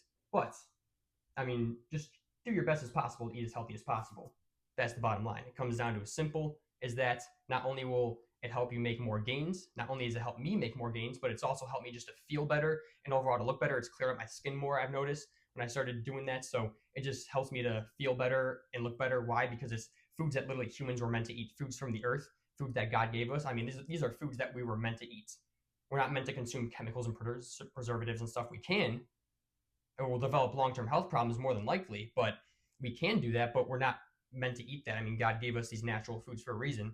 why not take advantage of it? And sure enough, when I eat those natural foods, I look, feel, and am a lot better. It's as simple as that. That diet, my personal like shopping list of stuff. Now I don't have specific meals, but like meal one has to be this, meal two has to be this. But what I do is I have that shopping list, and every week I'll just make sure to get in some of that. And as long as I'm hitting my daily calories and again eating as naturally and best as possible, then I'm doing pretty darn good. And so, like I said in the last video, that I'll put down my list of foods that I have. I did that here, so you got it there. Now, do keep in mind that when it comes to fruits and vegetables or meat or anything, it doesn't, at least not to my knowledge, it doesn't have to be anything specific. And you know what? I've grown a pretty good body. And so, I mean, I'm pretty sure you can trust me here. But the bottom line is it doesn't have to be anything specific. It doesn't have to be, oh, it has to be bananas as fruit. And like I eat mixed berries, frozen berries sometimes. I eat bananas. I eat freaking apples. I've had potatoes, freaking corn. So you can mix up the fruits and vegetables all you want in the meat and certain stuff as well. You can mix stuff up, you can take stuff out, you can add stuff in. If you want to add in eggs because you like eggs and it's the eggs are natural and healthy, then go for it. Like add in stuff, take out stuff as you wish. Because the best diet, the perfect diet, will come down to something that you can stick with long term because you like it so much that you're not forcing yourself to eat it because it's disgusting. And when you're able just to enjoy it and it's actually good and healthy, then I'm going to tell you, you're going to stick with it for a long time. And so again, if you don't like a certain fruit or you don't like a certain vegetable, switch it out with something new. My recommendation, try every single fruit in the market, try every single vegetable in the market, try every single piece of meat, every single healthy and natural thing possible. That's how I've gotten to the point where I'm at, because I used to be addicted to junk food and I used to hate healthy food, but then it just took me some effort in trying. It took me some trying of different foods, including fruits, vegetables, meats, natural stuff like that. I just had to try a bunch of different ones until I found one of each that clicked. And I mean, there's still multiple. I like multiple different kinds of fruits, and I don't really like vegetables. But the bottom line is that you can have as many or as little fruits as possible, as many or as little vegetables as possible, just for your perfect diet. Just pick something that you like. So pick foods that you like so much that you can stick with long term, that are natural and healthy. Oh yeah, I only eat McDonald's and Chick-fil-A, so I don't like healthy food. Just like, have you ever tried? Do not tell me that you've tried every single fruit in the store, every single vegetable in the store, every single meat in the store, and with an open mind too. Not you take a bite of it and it's, oh, delicious, but because it's healthy, oh, I don't like it. Try every single thing that's natural and healthy that you can possibly find in the store near you and multiple stores around you, until you get your own little shopping list that you've made up of good and natural and healthy foods that you can just boom. Now you can make up your own shopping list. I gave you that diet down below. That's my current little shopping list and things that I eat. But again, if you don't like frozen mixed berries or something, you could trade it out with bananas or apples, just something that's healthy. You can add things in if you want. You can take things out. The goal is just to keep it as natural and healthy, least ingredients as possible. Things that are natural and come from the earth as much as possible. It'll make you feel the best and overall look the best. It's worked for me. So, heck, I'm telling you, because us humans were meant to eat that stuff. So that's how you can, start that diet is what I put down below. And then you can form and develop your own personal perfect diet over time. The perfect diet comes down to something that you can stick with every single day for the rest of your life, and that's genuinely naturally good and healthy for you. That's it. Sleep is extremely important. Everyone knows this. You don't gotta hear it all the time. And I'll be honest, it's something that I've struggled with for years, and I guarantee it's something that's put back my own progress. I guarantee it's something that's put back my own progress. So if you sleep normally, it's almost impossible not to make good or even better gains. Sleep is your body's way of recovering and resting from the day that it's had and the work that it's done. So when you're pushing your muscles and you're feeling sore, you're doing these workouts, you're pushing your body a lot, you're exerting a lot of energy, it becomes tired. It has to rest in order to restore that energy. Yeah? Cool. The recommended amount is 8 hours a night. I'm not a doctor or anything, but I've seen people that actually do better off of 6 hours a night. I've seen people that do better off of 10 hours a night. It all depends on your own schedule. So if you have to start work early in the morning, then go to bed earlier at night. I would say definitely start off with 8 hours. Make sure you're getting 8 hours as much as possible, because it's important, and your body needs to recover from all the pushing and hard work that it's done. So make sure that you're sleeping at least 8 hours. That's what I would say. And if you notice that you end up after a few months of doing that consistently, by the way, go to bed at the same time every night and wake up at the same time every morning.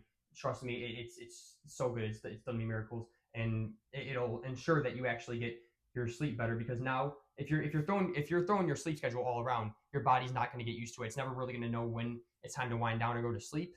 But when you put it on the same schedule day and night every day, then your body starts to wind down before you go to bed because it knows that it's time to go to sleep, or it's getting close to that time to go to sleep. So it starts winding down. You start winding down, and you just get on a routine. And when you get on a routine, and you're much more likely to stay consistent versus if you just say, yeah, I'll just see what's going to happen. I'll just see what's going to happen.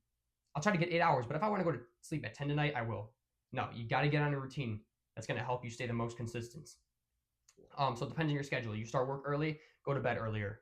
Oh, I want to stay up and play video games. No, you want to do hard work and actually build some real muscle and get some real life goals. Video games are just behind the screen goals, and you eventually have to come back to reality. You want to get some real life goals, you have to make a couple sacrifices, but trust me, it's freaking worth it. It's been worth it for me. It'll be worth it for you too, if you just freaking do it. So it can easily be worth it for you, but you got to get your sleep on a consistent schedule. Same time in bed every night, same time wake up in the morning. If you got to go to work early, make sure you're going to bed earlier. And for your alarm, I would highly suggest you just put it as make sure that there's 8 hours in between. So if you start work at 6 in the morning, you got to get up at 5. Okay, make sure that you're getting into bed by 9. So right when 9 o'clock hits, you're in bed. Yeah? All right, cool. You got to wake up at 5. Realistically, it'll probably take you 30 minutes to fall asleep, or being up in the middle of the night and stuff, so you'll get like 7.5 hours. So what's even smarter is that you set your alarm for 8:30, so that way you're in bed by 8:30. You can pretty much be sure that you fall asleep by 9. Or if it takes you an hour, 2 hours to fall asleep, then just get into bed at the time you're going to fall asleep. Your alarms want to be the time that you're going to go to sleep and then wake up, and you want at least 8 hours of sleep. So if you're going to wake up at 5 in the morning every night, that's fine. You want your alarm to be at least 8:30. That way you can be in bed at 8:30 and ensure that you fall asleep by 9. Or if it takes you an hour to fall asleep, then let your alarm be at 8, be in bed by 8, and then fall asleep at 9, right? So if you're someone that falls asleep right away, you can easily just set your alarm for 9 and then boom, just jump right into bed and get to sleep. If you're someone like me that struggles to fall asleep right away, takes you 30, 60 minutes, you got to get into bed 30 to 60 minutes earlier than what your alarm goes off. And your alarm should be 8 hours in between. So again, if your alarm to wake up is 5 in the morning, your bedtime alarm should be 9. If your wake up alarm is 7, your bedtime alarm should be 11. That gives you 8 hours in between. And the second your bedtime alarm goes off, you should pretty much be asleep or almost asleep. That's how you want to do this thing. Or I'm sorry, your bedtime alarm should be like 10:30 to ensure that you're in bed like half an hour early. Bottom line, to summarize this up, if you wake up at 5, then if whatever time you wake up, just rewind back 8.5 to 9 hours. That's what I would say. Make your bedtime alarm go off 8.5 to 9 hours earlier than when you would wake up. You wake up at 5, set your bedtime alarm for 8 or 8:30. You wake up at 7, set your bedtime alarm for 10, 10:30. That way when it goes off, you just get right into bed and boom, go to sleep. You get on a consistent schedule, and that will help you so much long term if you just get on a consistent schedule. It's going to be so much better for your overall health and just your overall sleep in general. Now your body's going to be getting used to sleeping at the same time. That'll do it good. So have that consistent schedule. Make sure you're getting in that at least 8 hours. And if after a few months you notice that you're always feeling drowsy after 8 hours, then maybe try 7, maybe try 6. Or you end up feeling really tired after 8 hours, maybe try 9, maybe try 10. And then if you feel worse at 10, okay, back it down. If you feel worse at 6, okay, up it a little bit more. You just got to also, so for right now, your plan is to get that full 8 hours of sleep, the wake up alarm and the bedtime alarm. What I explained, set that. Make sure it's set for every day so your sleep can be consistent, even over the weekends. Yes, even over the weekends. And it's fine if you break your sleep schedule. Like if your friends are having a party, you break it once or twice here and there. But as long as you're not doing it every week or even multiple times a week, again, it's all right to break it here and there. If you got to stay out for a party or a family event, that's totally fine. But just the whole goal is to make sure you're doing it as consistently as possible. The more results will always come faster when you're more consistent. So the less consistent you are, the less results that will come. But the more consistent you are, the more results that will come. That's just how it works. That's what it comes down to, is consistency. So make sure you're getting that consistent schedule going. And again, after a few months, if you notice 8 hours either knocking you out or making you feel too energized, you can always test out different sleep amounts to see what you personally strive off of the most, as long as it's healthy. And just for disclosure statements to confirm with your doctor as well, because I'm not a doctor, I'm not a specialist, just an educational content creator. So I'm just telling experiences that have worked for me, and do my best to help other people get the results that they're looking for. So that being said, that's what you want to do for sleep. What I've noticed for how to fall asleep fast, because I'm someone that struggles with sleep so bad, it takes me 30, 60 minutes. Man, it used to take me hours to fall asleep. If that, I would be up watching videos. What I've noticed has helped me fall asleep the fastest is, yes, of course, the basics. Turning off your phone, you get under the covers, make sure you're all warm and cozy. Yes, the basics. Follow the basics. Follow getting under your covers and being warm and cozy. Follow turning off your freaking phone and never touching it until the morning time at least. Follow those basic rules, absolutely. But as a little trick that's helped me is imagination. What I do is when I go to sleep at night, I just imagine myself I imagine myself fighting battles. I imagine myself saving people. I imagine myself growing business. I imagine myself growing my YouTube channel. I imagine myself where I'm going to be, my future wife, my future kids. Like I let my imagination run free, almost like a little kid. You're supposed to be a man. Yeah. Yeah. Well, you know what? This helped me fall asleep good. It's not morally wrong or anything. I'm not hurting anyone. So you know what? It's good and it works. I'm going to keep freaking doing it. It's something that's helped me fall asleep so much. So I highly suggest that you try that. If you're someone that has trouble falling asleep, yes, do the basics, of course. Make sure you're nice and cozy. It don't got to be perfect. It's not like everything has to be perfect. If there's imperfections, like a little noise in your house or something, or a little wind outside, it's like just deal with it. But no phone, no noise, no TV. Basically, just you in the bed. That's it. No extra lights. Completely dark. I have my windows open at night, but it's also dark too. It's dark at night, so I can kind of see the natural world before I go to sleep. Whoa! I almost fell over here. Just to follow the basics of literally just you and your bed. That's it. Like I said, no TV, no phone, no nothing. Make sure you're nice and cozy. Follow those basics. Make sure it's nice and dark. Follow those basics, and then try out what I just suggested. Let your imagination run free. Where do you see yourself in the future? What do you want to look like? What do you want to be doing? Imagine yourself in those positions. Or if you're someone like me, you like the idea of saving people, helping people. Imagine yourself doing that in different scenarios. Imagine yourself being part of a movie. Imagine yourself being part of like some huge mission that you're going on. Just imagination, man. Create your own storyline in your head. Don't keep yourself up at night. Like don't be sitting there with your eyes open. Like, yeah, it's gonna be a great story. Like, just close your eyes, breathe naturally. No lights, no phones, no TVs, no background noise. Just you in your bed and the natural world around you. And then just let your imagination kind of run free. Or another thing that I do is I pray at night. I pray. I'll talk to God and I'll pray. And there's been a lot of times where I fell asleep doing that, or I'll fall asleep the second after I'm done. Like I'll pray until I'm dead tired and I'm about to fall asleep and I realize that. So I just tell God good night and boom. So those couple things that's helped me to fall asleep really fast. Highly recommend you try, especially if you're someone that has trouble falling asleep at nights. But yeah, again, the basics, especially no phone, no screens, no unnatural lighting or sounds or anything like that. Just you in your bed and let your imagination and your prayer run free. That's it. All that advice I just explained to you about sleep, about the importance of sleep, setting that consistent routine, what your bedtime alarm should look like, how to fall asleep faster, how to actually just that's it. That's all you got to do. And as long as you're eating, because if you're eating unnaturally like garbage, you might wake up in the middle of the night with stomach aches. If you're not pushing yourself to your max throughout your day, not even, yes, your workouts as well. Of course, your workouts, you should be pushing yourself to your max. But if you're also not active throughout the day, like if you're someone that just does the workout and comes home and sits on the couch all day, you're not expelling all your energy. You're going to get good sleep when you've expelled all your energy and your body needs to regain that back. But if you still have energy to expel, then you're not going to get that good of a sleep because you still got energy in you that's either going to keep you up or your body just has to fill up a little bit less than it would if it were fully expelled. And so to get rid of your energy, you can do extra sets at the gym. You can do extra sets of workouts. You can go on walks. You can go on runs. You can do any kind of cardio, honestly, helps you to expel your energy really good. And it's always helped me.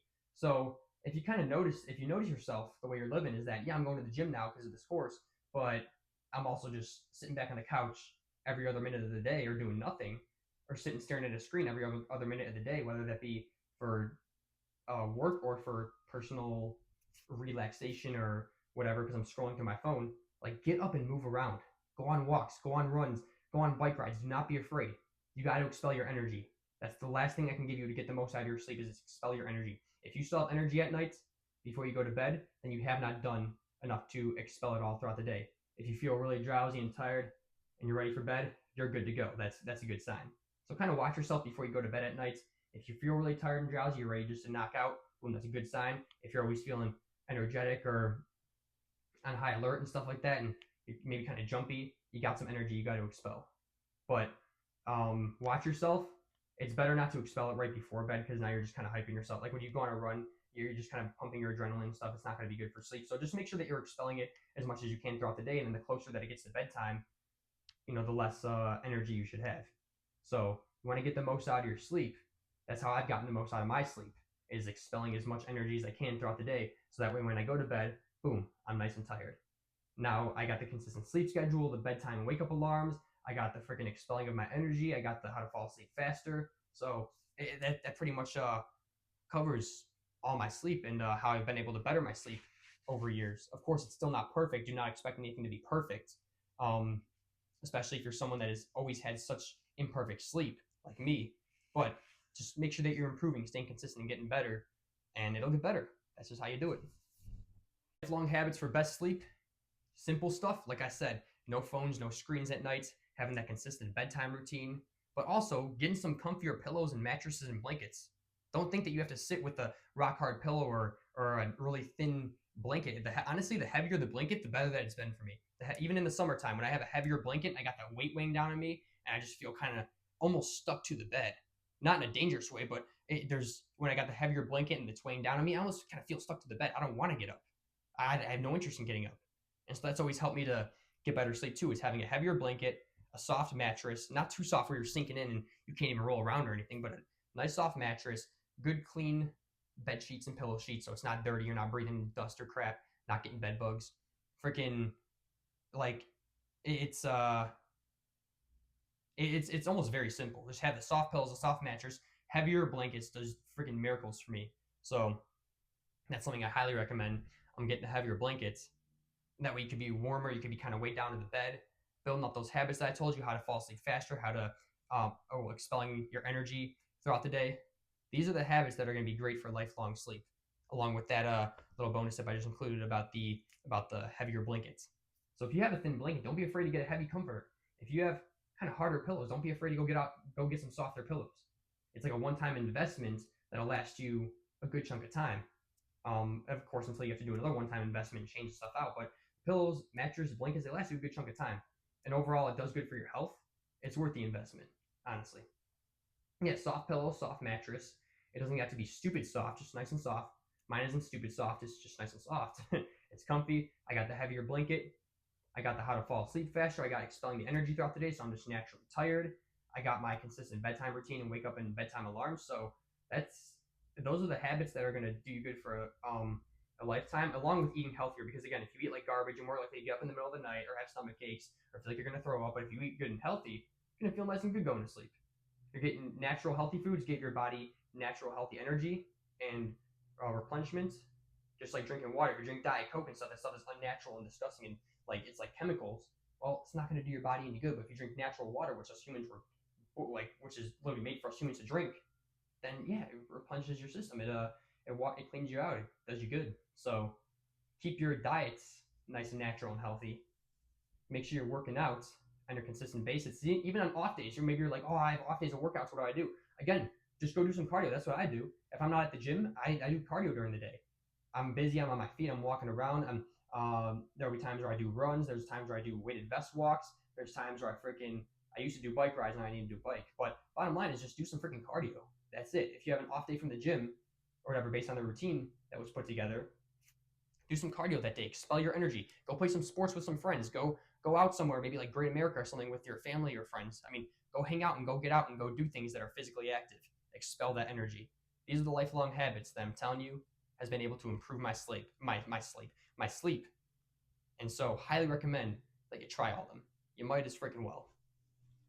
Every tip you will ever need for your workout progress. Every tip you will ever need.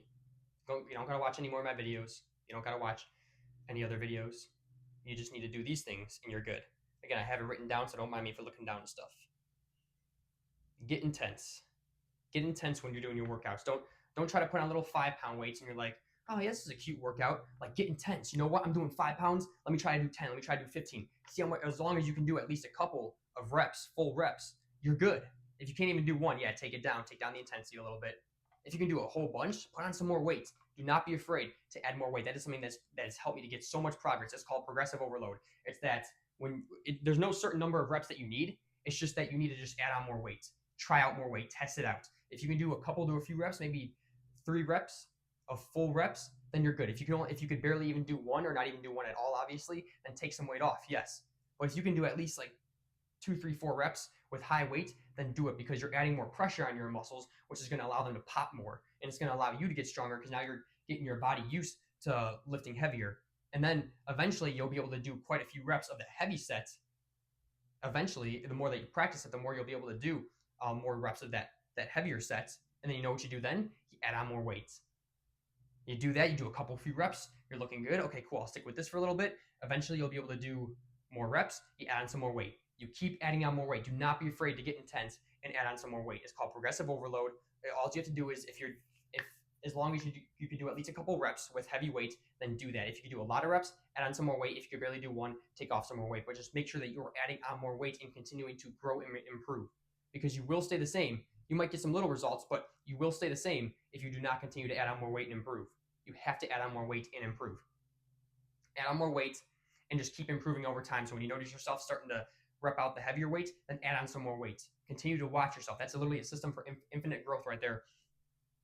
Is just having this workout routine that you do on a weekly basis, and then continuing to improve your workouts. And the biggest, best way to do that is to add on more weights. And of course, to watch your form, make sure you're doing the full extensions. Make sure you're doing the right reps. You're not letting the barbell control you. You're controlling it. Take control. Do the full extensions. Add on more weight. Do the right form, which I showed you how to do in the previous modules. Don't even overthink about it. Don't overthink, oh, can I do this much weight? Just try it out. You'll only find out if you try. And if you're doing something like benching where it could be unsafe, make sure you have a spotter. Safety always comes first. Always make sure you're being safe before just getting intense and throwing on a bunch of weight. Always make sure you're being safe. So if it's something that needs a spotter like benching, then make sure you have someone to spot you. Or you can do a little machine bench where you're sitting upright and you kind of push the machine. That's another thing. But if you need a spotter, or if the weight ends up being too heavy to where it could fall on you, it hurts you, and you need someone there to lift it up, make sure that you have someone there. Make sure you always have a spotter, because safety comes first. But still add on, just do your best just to do the most amount of weight possible. Get used to doing that. You keep track of the amount of weight you use. You keep track of the amount of weight you use on each set and each thing. Keep track of it, and then do it every time that you go to the gym, and then just continue to add on more weight and improve, of course, while being safe over time. It's called progressive overloading. The more that you do that, just do the right form, do the full extensions, progressively overload.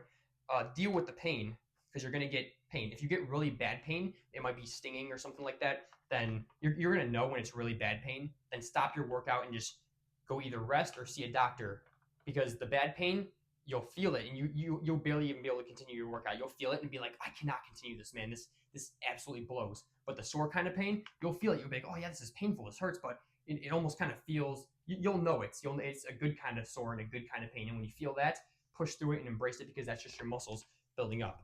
That's the good kind of sore and pain, is when you can keep pushing through your workouts regardless of the pain that you're feeling. It will not feel like really sharp or painful kinds of pains. It'll just feel more sore. That's the good kind, the soreness. Oh yeah, every set that you do, make sure you're doing as many reps as you can. Don't even count the amount of reps. Just do as many reps as you possibly can. You're following that workout routine. So as long as you're doing the full extensions for every rep, doing as many reps as you can, doing the right form, progressively overloading, improving as time goes on, staying safe. Let's see.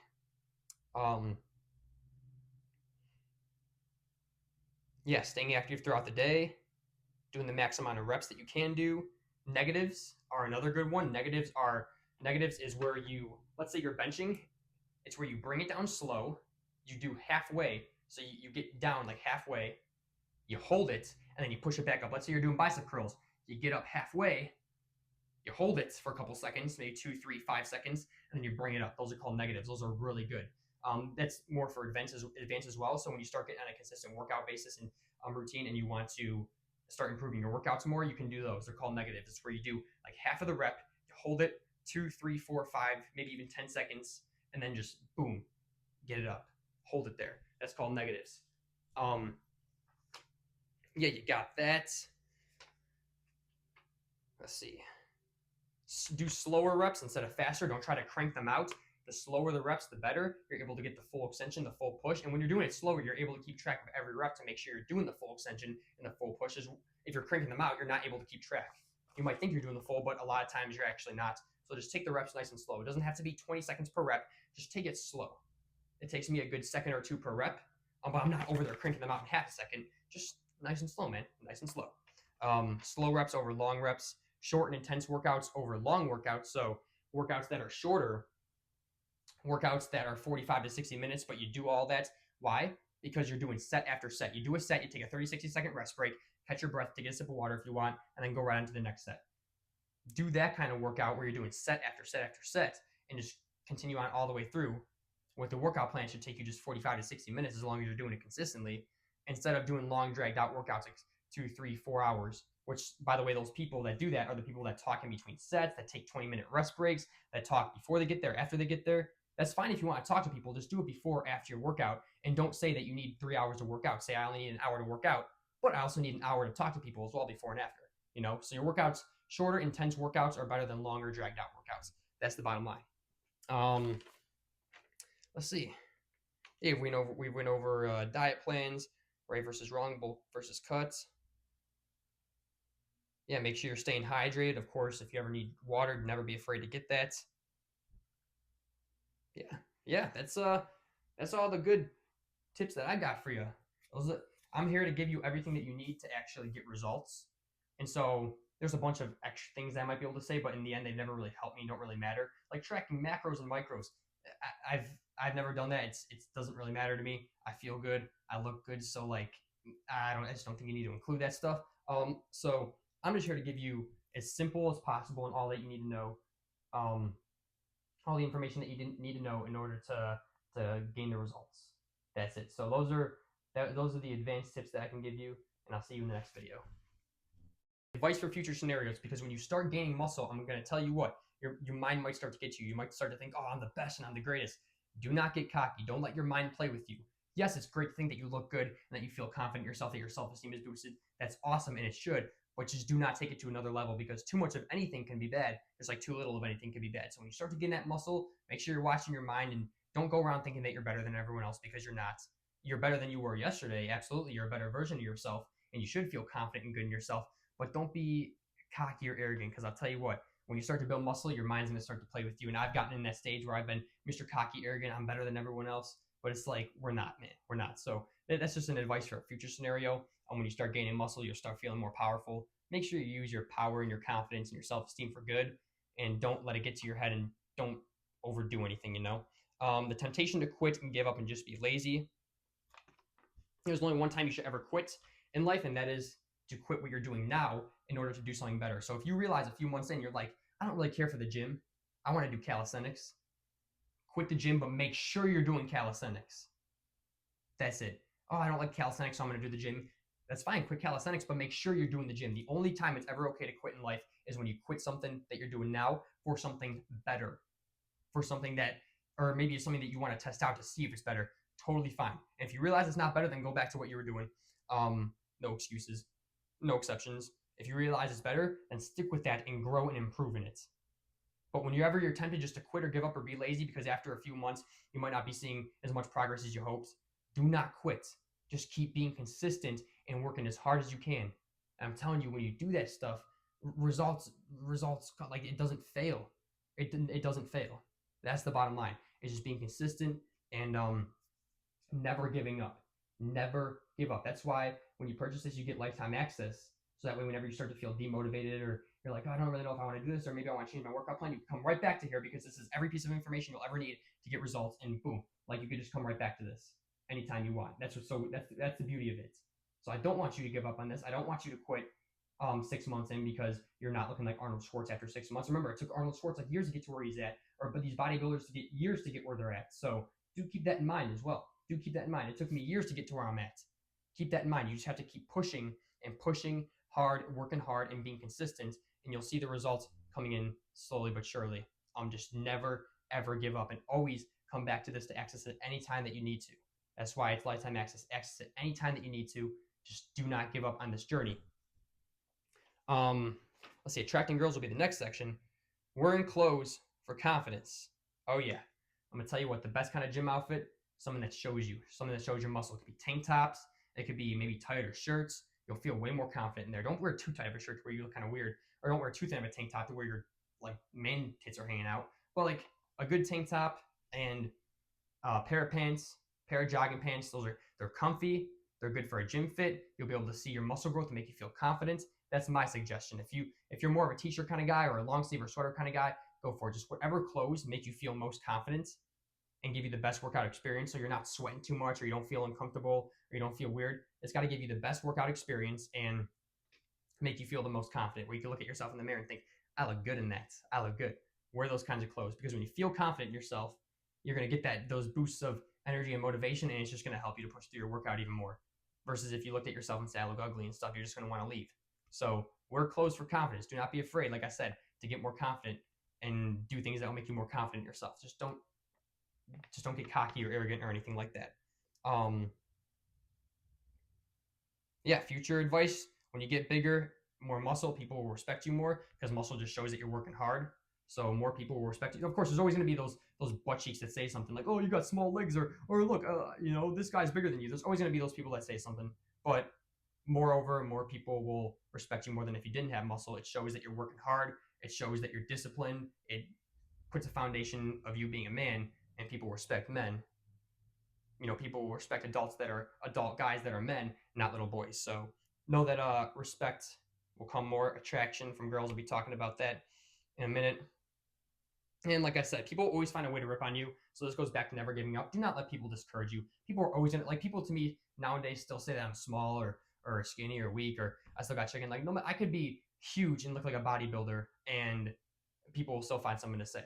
Don't get discouraged. Just know that they're looking for someone to rip on you with. They're probably jealous that you have muscle and that they don't. So don't let it discourage you. Just let it push you. If anything, use their comments as fuel, not as setbacks or anything. Because people are always going to find something to say. Even bodybuilders, people just assume that they all use steroids. So when you build muscle, people are going to say you use roids. If you don't have muscle, people are going to call you skinny or weak or fat or ugly. Like, no matter what you do in this life, people are going to find a way to rip on you and make fun of you. So I say, just do you. You want to build muscle? Freaking just do it, regardless of what people say. You don't want to build muscle? Then I don't know, don't build muscle or something. And whatever you want to do, whatever you want to do with your workout routine and your fitness in your life, just do it. Just stay consistent, work hard, do whatever it takes to reach your goals, and that's it. That's it. Look at yourself when you build muscle and say, I look confident. I may not look like that bodybuilder, or I may not look like that bodybuilder, but you know what? I'm the best that I can look. I look beautiful. Like, again, I don't look like a certain bodybuilder or anything, but I think I look good with my muscle. I think I look good. And simply because of the way I perceive myself and the fact that I've gone after the goals that I want to go after, regardless of what other people say. And there are people that think I look ugly or small, weak, skinny, whatever. I think I look good, and I've gone after the goals I want to go after, and I continue to improve, work hard, stay consistent, and that's it. I'm going after my goals. I think I look good, and that's all that matters. Now you just got to think that for yourself.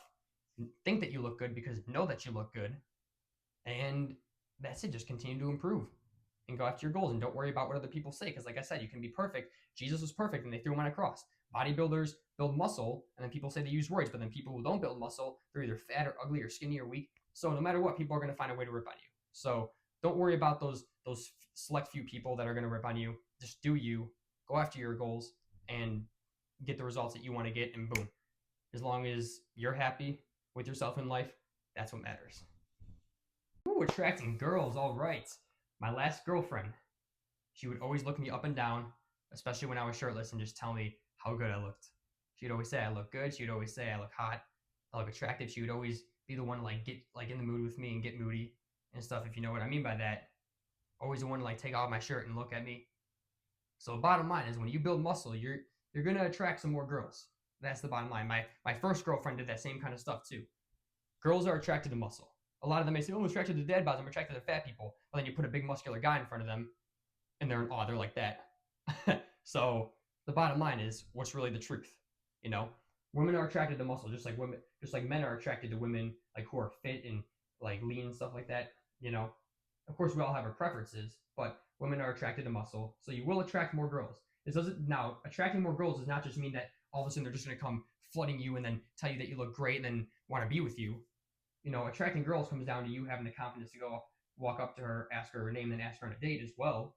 It has the confidence. It has to do with you having the confidence to go in and even meet her and get to know her as well. But do know that girls are attracted to muscle, and more girls will be attracted to you. So even if you're on Tinder, um, your pictures will look better because you got muscle. Um, more girls, more girls are gonna look at you in an attractive way than before you built muscle. And so it's just the bottom line. And with this attraction of girls, you might meet more girls. You're gonna gain more confidence, which is gonna allow you to better off be able to go and meet those girls because you're gonna gain more confidence. Now, when you do, this is something just not to take for granted. Don't take the power for granted. Don't start going around sleeping with a bunch of different women or trying to date a bunch of different women at once. It's like still be morally good and right as a man, because when you sleep with a bunch of women, it's basically just a porn addiction, but in real life, you're using women, which is even worse than a porn addiction, in my opinion. You might as well just be addicted to porn if you're gonna go and sleep with a bunch of women instead of freaking using them just for your own self pleasures. Don't do that to women. Don't do that to yourself, because I mean now you're just putting yourself in a degenerate position too. Don't make it your goal when you attract more women to go around and sleep with them more. This is just me trying to keep you and your mind under control, by the way, because I know what you're thinking. Oh, I'm gonna attract a lot more pretty girls. I want to sleep with. No, don't start being a degenerate. Don't start being a little boy. Little boys go based off their emotions and their feelings. And if you're feeling all horny and stuff, you want to sleep with a girl every night because you got muscle. Now you're just acting like a little boy.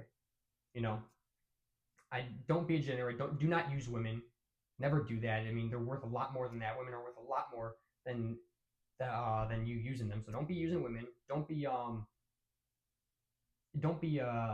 doing that to yourself either. Again, don't be putting yourself in a position where you're now a degenerate and you're just relying on women for satisfaction, and so now you're using them. Again, you might as well just be addicted to porn.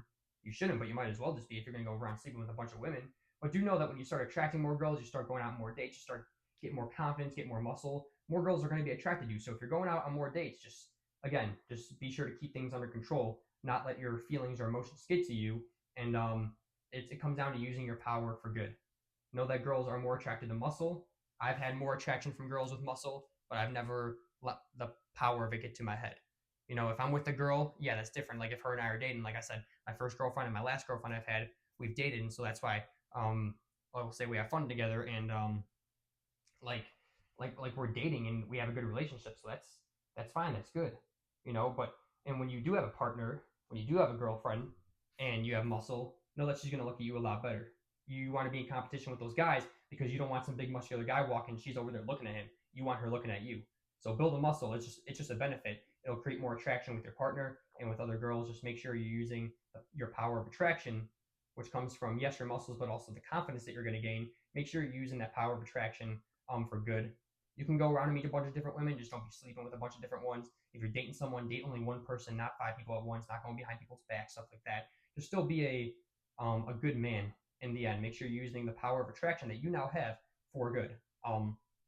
Again, just to let you know that this women more attracted to you thing does not mean that all of a sudden when you gain muscle, you're going to have women running up to you asking you for signatures and asking to go on dates with you. That's not how it's going to work. Like I said, you're going to have to do the job with your own confidence, just to go walk up to the woman and meet her and like get to know her and go on dates with her.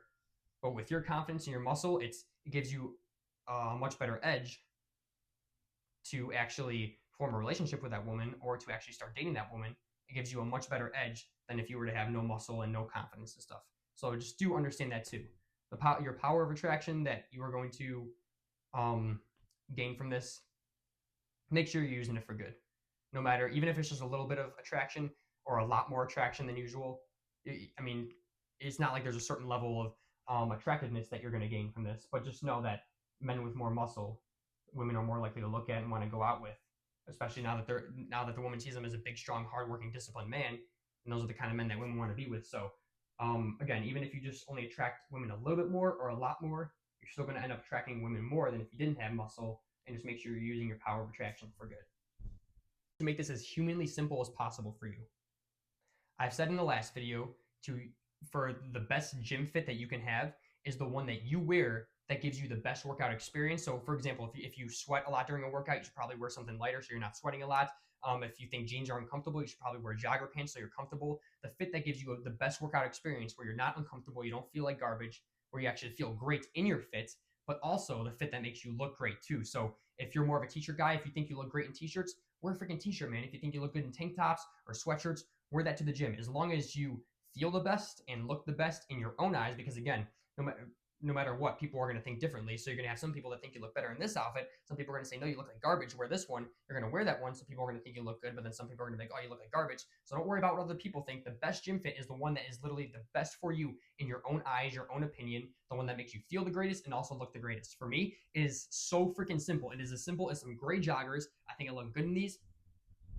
And it is as simple as a cutoff tank top. There's no logos. I have no logos. These are just a plain pair of joggers and a plain tank top. It's not costly. It doesn't cost a lot. I feel great in it. I think I look great now. When I go to work out, I actually feel confident wearing that kind of outfit. So that's the best kind of gym fit that you're going to have. You can research a bunch of different ones. You don't really have to research. It just comes out, honestly, just wearing your regular clothes, like the regular clothes that you wear. If you feel comfortable in them and then you feel comfortable doing a workout, that's fine. I've seen some people do workouts in sweatshirts. I've seen some people do workouts in like tank tops or whatever. It comes down to wearing the fit that is best for you, that gives you the best workout experience, meaning that you feel the best in it. You don't feel uncomfortable. You don't feel all sweaty and disgusting. You feel the best in that fit at the gym or working out, and the one that you look the greatest in. So you can look at yourself in the mirror and think, I look great. This is not something to overthink. This is not, you have to find the perfect outfit. This is just find a good outfit, an outfit that makes you feel good and look good. It's as simple as that. That is the best gym fit for you. You don't got to buy name brand logos. You don't got to buy all these fancy outfits or anything. I literally have the most simple, basic outfit possible, and it's because I think I look good in it and I feel good, and that's all it comes down to. It is as simple and basic as that. Extreme workouts. Extreme workouts are not necessary, but it's an advanced tip. It's something that you can do when you've gotten more advanced if you want to grow. Basically, what you do is you combine sets. This is what I do sometimes. And so let's say, for example, it's push day, right? I do my sets of chest, okay, one after another. I do my sets of chest, okay, I'm good. Now it is time for my shoulder press and my shoulder shrugs. What I do is I'll just do a set of shoulder shrugs, a set of shoulder press, and right afterwards, I'll do a set of shoulder shrugs right afterwards. So the second I'm done with the shoulder press, put down the weights, pick up the shoulder shrug weight, and boom, do that.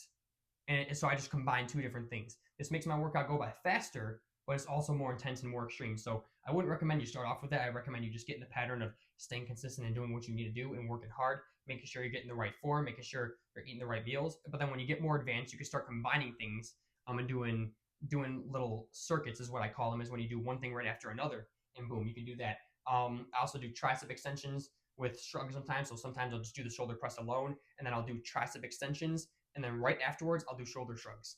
You can do that. You can just combine different things on different days, as long as you're keeping everything in the same day and keeping the workout routine the same. But you can combine different kinds of workouts with each other. So you do one right after another. Boom, you can do like a set of shoulder press and then a set of shoulder shrugs and then a set of tricep extensions, and then take your 30 to 60 second rest break and then do that again and do it 4 more times. So now you're getting in 5 sets of each of those. Your workouts will go by faster, absolutely, because you're combining stuff now. But again, it's more advanced. Or even if you just don't have that much time throughout the day, maybe your workout takes 45 minutes, but you only have 30 minutes. Okay, you can do that as well. It's more extreme. It takes a lot more effort because you're doing one thing right after another, but it's definitely doable, and you're getting in your sets. As long as you're taking the reps slow, you're doing the right form and still doing what you need to be doing during the set, you're not just rushing through it, then you're good to go. That's more of an extreme workout, something that I just thought I would throw in there, add in there. Looks maxing is a beautiful, powerful tool, and I really wanted to include it in this guide because building muscle is such a huge part of looks maxing. I mean, think about it. From like the neck down, you're improving your entire body. So why not get to our facial and hair area as well? Why not cover that as well? So you got the whole muscle. You got the whole muscle guy. Now you just got to build that. That's gonna look max you by a whole crap ton from literally the neck down. If follow the dang advice, I mean it's meant to look max your whole body. That's what the advice is for. But now for your face, boom, that's what we got to do next, like your face and your head and everything. So basically stuff up here. So the looks maxing mindset is honestly number one is to know, and this is gonna sound kind of cheesy, kind of cringy, but just stick with me for a second. Just stick with me and trust what I'm saying, because this is how I've gotten my confidence and my self-esteem up. This is how I'm actually able to look at myself and smile and think I look beautiful and handsome and sexy. That kind of confidence makes girls think you're more attractive than you might actually be, just because you think that you're great. Now girls like all of a sudden think that you look great too. You got to know that you look great. You got to know that you were made in God's image. All of us were made in God's image. None of us are actually truly ugly. Some people might be uglier from your point of view, but then from another person's point of view, that might be the most attractive person in the world. That's why you see different kinds of girls end up with different kinds of guys, and different kinds of girls that don't want to go after certain kinds of guys and stuff like that. Everyone truly is beautiful and handsome and sexy in their own way. You just got to be able to look at yourself that way, even if that means brainwashing yourself and thinking, like telling yourself every day, "I look beautiful." In the back of your mind, you might think, "No, I really don't." But when you start to put on muscle and you start to improve and follow the looks maxing, then that's how I've gotten to the point where I actually think that I look good for real. So I'm not necessarily telling you to fake it till you make it, but I'm telling you the truth is that everyone is beautiful, handsome, and sexy in their own way. We're all made in God's creation. None of us are ugly. In fact, that's probably just an insult to God to call me or myself or anyone else ugly. We all might have our own thoughts about certain people. Like I might think this girl looks prettier than this girl, but from your point of view, you might think that the girl I think does not look as attractive as another girl. You might think that unattractive girl, from my point of view, looks attractive to you. So no matter what you do and no matter how you look, there's always going to be some group of people that doesn't like the way you look or thinks you look ugly or stupid. Even when you build muscle, there's always going to be a group of people that says, "Oh yeah, your legs are too small, or your upper body's too small, or you're too small, or you're too big. Freaking, you're too big. You take too much steroids," even though you don't actually take steroids, but because you're big, people just want to make up their own things. So bottom line is, no matter what happens, there's always going to be a group of people. You could be freaking the most beautiful creature on the earth. You could be freaking some model and superstar, and there's always going to be a group of people that thinks like, "Nah, he's ugly." So do not let people influence your decision. Only you can influence how you perceive yourself. And so to perceive yourself in the best way, we got to get you to look the best that you think that you could look possible. So do keep in mind that you are actually good looking. God created you in his image, which means that all of us are good looking. No one's truly ugly. We just want to get you to look like, our goal is just to get you to look the best that you can. And then that way you can look at yourself in the best ways possible. So see you in the next video. The only plan you'll ever need, number one, the muscle building plan, which we already went over. These are going to be some very kind of basic concepts, but it's also going to help you just to improve your looks. And I have this is what I do. I have a self-care routine in the morning and at night. So for example, we want to look good, we want to smell good, we want to feel good. So anything that makes you look good. I look up a bunch of different hairstyles. Me personally, a lot of times I just do kind of like a bedhead kind of hairstyle. I think it looks good on me. Sometimes I put my hair up and I think it looks good on me. Look, you could look up a bunch of different hairstyles or try out a bunch of different ones for yourself and just boom, try out a bunch of different hairstyles until you get one that you say, "I love how that looks."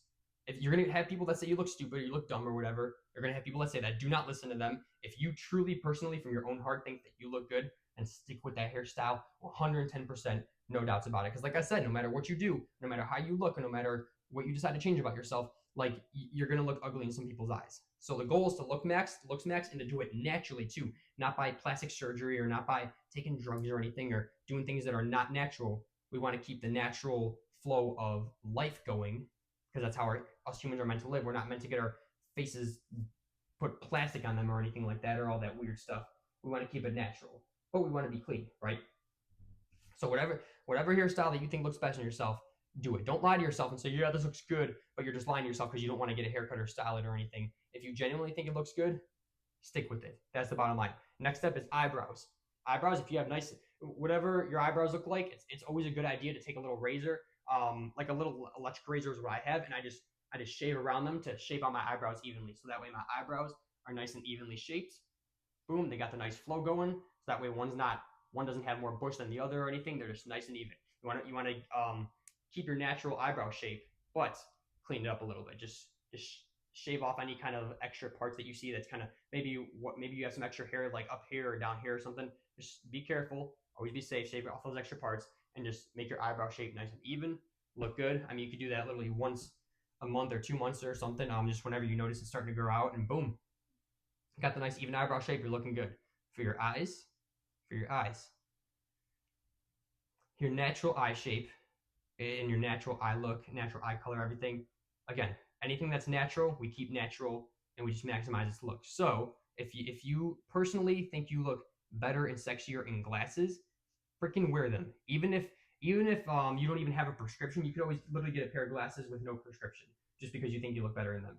Wear them. If you think you look better without them, don't wear them. If you're like me and you're blind but you like yourself without glasses, wear contacts. That's what I do.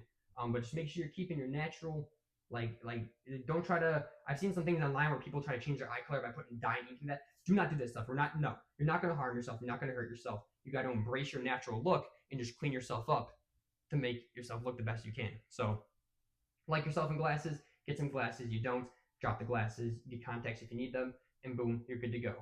With teeth, you just a regular brushing and flossing, making sure they're looking good. If you need to go to the dentist and stuff, just the regular brushing and flossing. I should not have to explain this to you. Honestly, I'm not gonna lie. Just regular brush and floss. Brush twice a day, a couple minutes. I don't count the amount of time I brush. I just brush until kind of they feel squeaky clean and stuff. Brush for at least a few minutes, couple times a day. I do it once in the morning, once at night. Boom, we're looking good. Make sure that you're keeping your ears nice and clean. When it comes to your face, this is a big one here. This is for me, so I highly recommend you try this out because this has saved me so much time and money and energy in the long run. I've tried so many different face products, it's stupid. I've tried freaking all those ones that you see on advertisement on TV. I've literally tried dermatologist recommended. I literally went to a dermatologist, a skin doctor recommended, and she gave me like some of this cream and stuff. She's like, oh yeah, put this one on 2 times a day, put this one on at night, and she freaking gave me like 3 bottles of cream and freaking soaking my face up in cream. And all that stuff that I've done, all the products I bought that I've seen on TV or that I've seen in the stores or from literally a real actual doctor has never worked for me. This being said, I'm not a doctor, so do not try to take this as, oh, I'm a doctor. No, I'm not. I'm just telling you that I bought something from a doctor and it did not work for me. You know what worked? Nothing. All I did was eat cleaner, which is part of this guide. All I did was eat cleaner, and all I do is wash my face in the shower with water. So when I'm in the shower, I'm washing out my hair. All I do is just rinse off my face with water. That's it. Natural, baby. Natural. Water. Just pure water. By no means do I look perfect. No one's ever going to really look perfect. I mean, on top of that, I'm also still grown up too, so I'm not some kind of model on TV that puts a bunch of skincare over their face to make it look perfectly clean. And you don't have to do that either. All I literally use is just water to rinse off my face in the shower. That's it. I do not use any skincare products I don't even use any face wash. And boom, my skin has been clearer. Why do I think this is? I think it's because I'm not putting a bunch of chemicals in my pores and clogging them up. I think it's also because I'm not eating a whole bunch of junk food, which is just backing up your systems and then causing the outbreaks and stuff. I personally truly believe that if you just eat clean and use just water in the shower to rinse off your face, then you're good. So I highly recommend you try that. And at least for a good couple months too. It's about not having like just only barely a little bit of junk food per month. Like if you're having a celebration, that's something different. But as long as I just recommend that you just don't have junk food every day or even every week. Only have it if there's like a celebration, and obviously stay controlled. Eat clean and rinse your face off with water. That's what I highly recommend. That's what's cleared up my face better than dermatologist recommended products seen on TV, products at stores. I don't use any products, just water. That's it. Kind of goes to show that all this, I mean, a lot of the times when they try to sell you stuff, it's just to keep you in the loop or keep you buying their products to make you believe that it's going to work. Some people might actually work. I mean, I've seen people, it's like, oh yeah, I got results, but there's also people like me that hasn't gotten results. So if you've not gotten results from face products, my recommendation, just eat clean and rinse your face off in the water with shower. Try that for a few months and see how you're looking. That's what I recommend. That's how you get the face. When it comes to your body, honestly, keep it nice and clean. If you got to shave your area down there, freaking shave it. Don't have a jungle growing down there. Keep it nice and clean. Keep it looking good. Shower every day or every other day. The regular soap and water, you're good. Make sure you're smelling good. Use deodorants. Use a good kind of deodorants. And when it comes to these products like deodorant, cologne, what kind of body wash that you should use, honestly, whatever one that you like the smell of, that you think you smell great in, that actually keeps you clean, that makes you look good and fresh out of the shower. Again, that smells good. You think like, oh, I smell fresh in this. It's all looks maxing to the best is all about your perception of certain things. So even clothes as well, when it comes to your style, I have the most basic style of all. I literally just wear a plain black tank top to the gym and plain gray sweatpants. But I love it. I love the simple style. It feels comfy. I think I look good.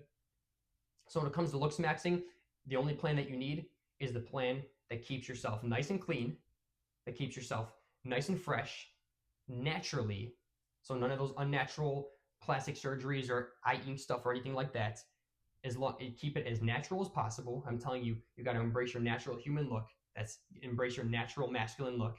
That's going to bring you the most fulfillment in the end because you're actually embracing what God's given you. You're embracing what has been given you here on this earth. Embrace it and keep it nice and clean. And for when it comes to styles, like hairstyles and clothes styles, it's whatever one you think that you look the best in. If you like having a chain, wear a chain. If you don't have a chain. If you like Jordans, wear Jordans. If you like Shaqs, wear Shaqs. If you like just regular plain shoes from freaking Meyer or something, go wear it. Whatever you think that you rock the best, it comes down to your opinion. Because like I said, no matter what, no matter how you look, no matter how flashy you look or how how much of a supermodel you look like. There's always going to be groups of people out there that try to put you down or say that you look ugly or even think that you look ugly. So looks maxing comes down to what you personally perceive yourself best in: outfits, hairstyles, shoes, freaking everything. As long as you're being natural, keeping yourself nice and cleaned up, like I said, the eyebrows in even shape, washing the shower, however you think that you look the best and smell the best, and that brings you the most confidence, do that. Especially if it brings you the most confidence, because when you look your best, and you smell your best, and you feel your best, then you're going to end up just being your best. You're doing these things that are making you your best in your own eyes. You're going to end up being your best, and people are going to see that and be attracted to your confidence and your overall self-respect. And even if there's those group of people that aren't, because there's always going to be those groups of people that are jealous or that don't like you for some reason, then you just end up not caring because you think that you look your best and feel your best. You don't even care what other people think anymore because of how great you've gotten yourself. That's the plan that you need. The looks maxing plan that keeps yourself natural as possible, clean as possible, and that maximizes your look in the best way that you personally, from your own eyes, your own perception, no one else's, likes it. That's what you want to do. It helps you embrace your natural masculine look. It helps keep you clean because all of us humans need to be clean. We need to clean ourselves up. It's part of being our natural selves. It helps embrace your natural masculinity, your natural masculine look. And even when you're building muscle, that's natural too, because you're actually pushing your body to do good things and to look good too. Like I said, taking steroids, it's not natural. That's not natural. We're pushing it with weights. That's natural. It does good for you. It does good for your internal health and your overall external health. It does good for your physical health and your mental health. So you're embracing your natural masculine look. You're keeping yourself clean, and you're looking the best way that you think from your own perception is the best way to go. If for some reason you think that the best way for you to go is to get plastic surgery, you're not embracing your masculine look. You're just kind of trying to cover up exactly what's there, and you're not embracing your natural masculine look. And even when you get that plastic surgery or whatever, take the steroids, you're gonna end up not liking yourself even more. There's drugs and surgeries that mess with freaking your overall like mental health and self-esteem. You think that you're doing yourself good, but because you're trying to cover yourself up and not embrace your natural look that you've been given, then you kind of know that psychologically in the back of your mind you're trying to cover yourself up, and that being said, you end up not liking yourself that much anymore. And then you go too much into plastic surgery, and you end up turning out something like you look weird and you look unnatural, and then you look even worse than you did before. And even you would think that too. So that's why I always promote embracing your natural masculine look, and then just cleaning yourself up and then maximizing your style in terms of hair and clothes to the best way that you perceive in your own eyes. That's good. That's the plan that you need. Posture, eye contact, body language. Posture, don't be slouched over. That makes you look lazy. Don't be try to puff your chest out or anything. Just be natural. Let your shoulders fall naturally. Stand up straight, but naturally. Just keep yourself natural. Be standing up straight and tall and confident. So you're looking straight, like you have your back straight and everything. If you're slouched over, it makes you look lazy. If you're too much like this, you just kind of look ridiculous. Just be standing up straight, tall, naturally. Have your shoulders down. Be natural. Be natural with your posture. When it comes to your legs, the best masculine stance is to have wide legs. Do not be unnatural like this, but don't be kind of tightened up to where you're squeezing your balls like that. Just have your legs out naturally. Standing up straight, having your legs spread out a little bit. It all comes down to being natural, but not trying to be natural, if that makes sense. When you try so hard to where you're looking at every little thing, you're kind of ridiculous. Just relax your body, keep that posture, keep that straight, tall back, keep your legs spread out a little bit, have your head straight up. Don't be looking down. It doesn't make you look confident. It makes you look scared of the world. People are more likely to pick on you, bully you. Don't be looking up at the ceiling. You look like you're lost. Look straight. Keep that natural body posture. Shoulders relaxed down. Legs spread out a little bit. This is how you look your most masculine. Eye contact, whenever you're talking to someone, always have eye contact. Almost like a lion looking at its prey. Not in a creepy way, though. Don't be like this to people. Again, just be natural. Don't try so hard to be natural. Just be natural. When you're talking to someone, look them directly in their eyes. Directly in their eyes. Don't be trying to look around or bounce your eyes around. Don't be trying to have your head down like this or look into the wall. Stare straight at them, letting them know that you're listening to them, letting them know that you're present with them. And even if it's a girl that you like, kind of lets her know that you think she looks good. Especially if you stare at people right in the eyes, it makes you look confident. It shows your confidence, and that just makes you look like more of a man because you're being more of a man. Always keep eye contact with people. Don't be creepy about it. Like I said, don't be like this or like this. Or don't try to be unnatural. Just be calm, relax, breathe, and just look them directly in the eyes when you're talking to them and when they're talking to you. When they're talking to you, still look them directly in the eyes. It lets them know that you're listening. when you're talking to them, look them directly in the eyes. It lets them know that, like, hey, I got your attention, right? And if you see people bouncing their eyes all over, sometimes they're not listening, sometimes they're not confident in themselves. So just, even if you see people bouncing their eyes all over or not looking at you, still keep that eye contact. Really freaking good. I got that. What am I missing? What am I missing? I got posture, eye contact. That's it. That's it. Stance. Hang on. Give me a second. Oh yeah. Body language. When you're talking, you don't gotta be Mr. Stiff. You don't gotta be standing there all stiff like this. Hey, my name is Justin. How are you doing? You know. But you also don't gotta be moving all around or jumping all around like this either, because that makes you look honestly kind of annoying. And you're just being too much and extra. So you don't gotta be like, hey, my name's Justin. How are you doing today? Don't be annoying. Just be natural. Again, like when you embrace your natural masculinity, your natural looks, and your natural way of life, I'm telling you, it makes things so much better because you're just doing what you're supposed to be doing. When you try too hard, you look like this. When you don't try too hard, you look like this. Like just be natural, right? Hey, I'm Justin. Good to meet you. How you doing?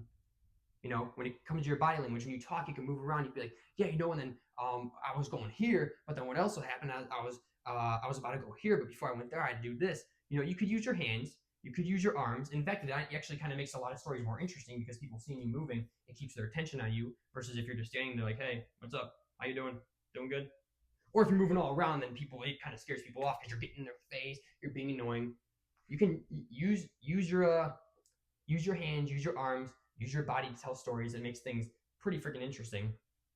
But be natural about it. Just be natural, even if you're just doing it a little bit.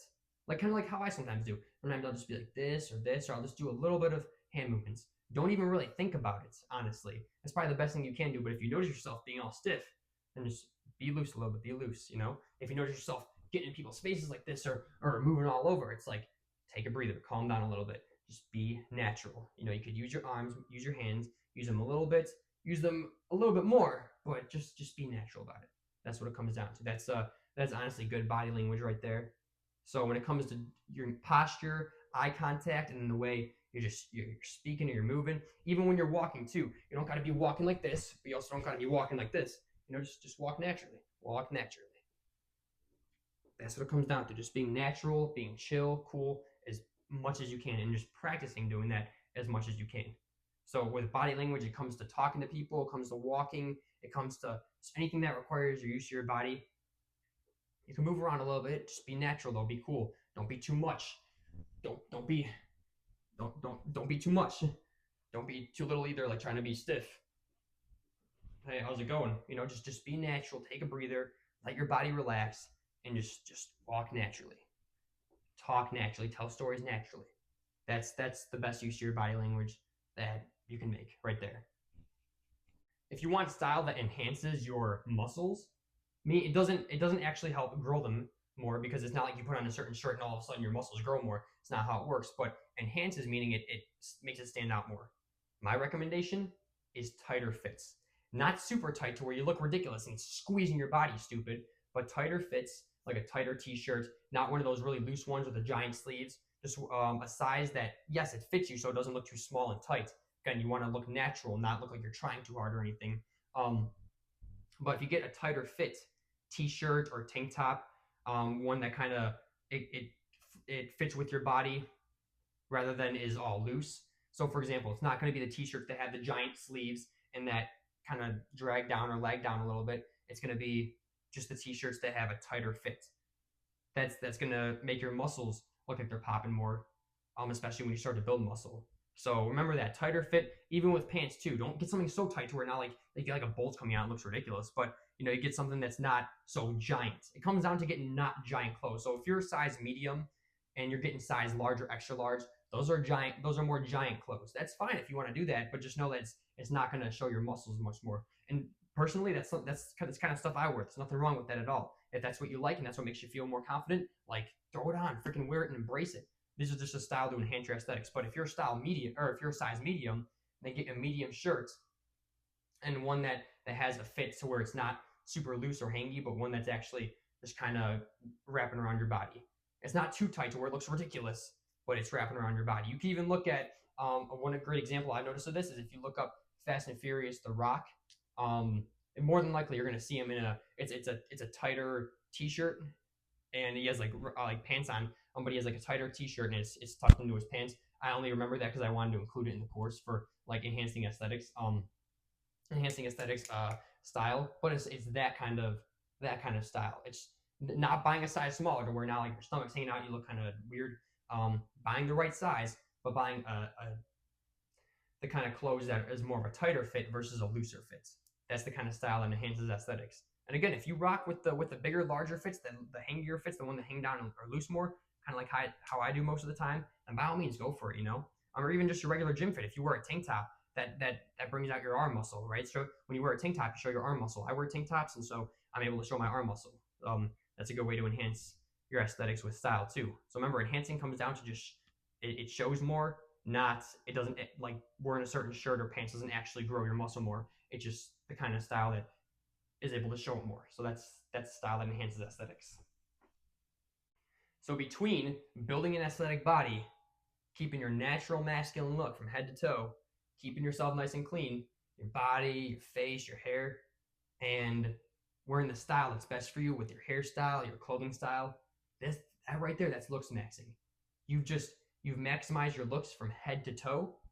You look your best in your own eyes. You feel your best in your own body. You smell your best based on your deodorant and cologne and soap and body wash preferences.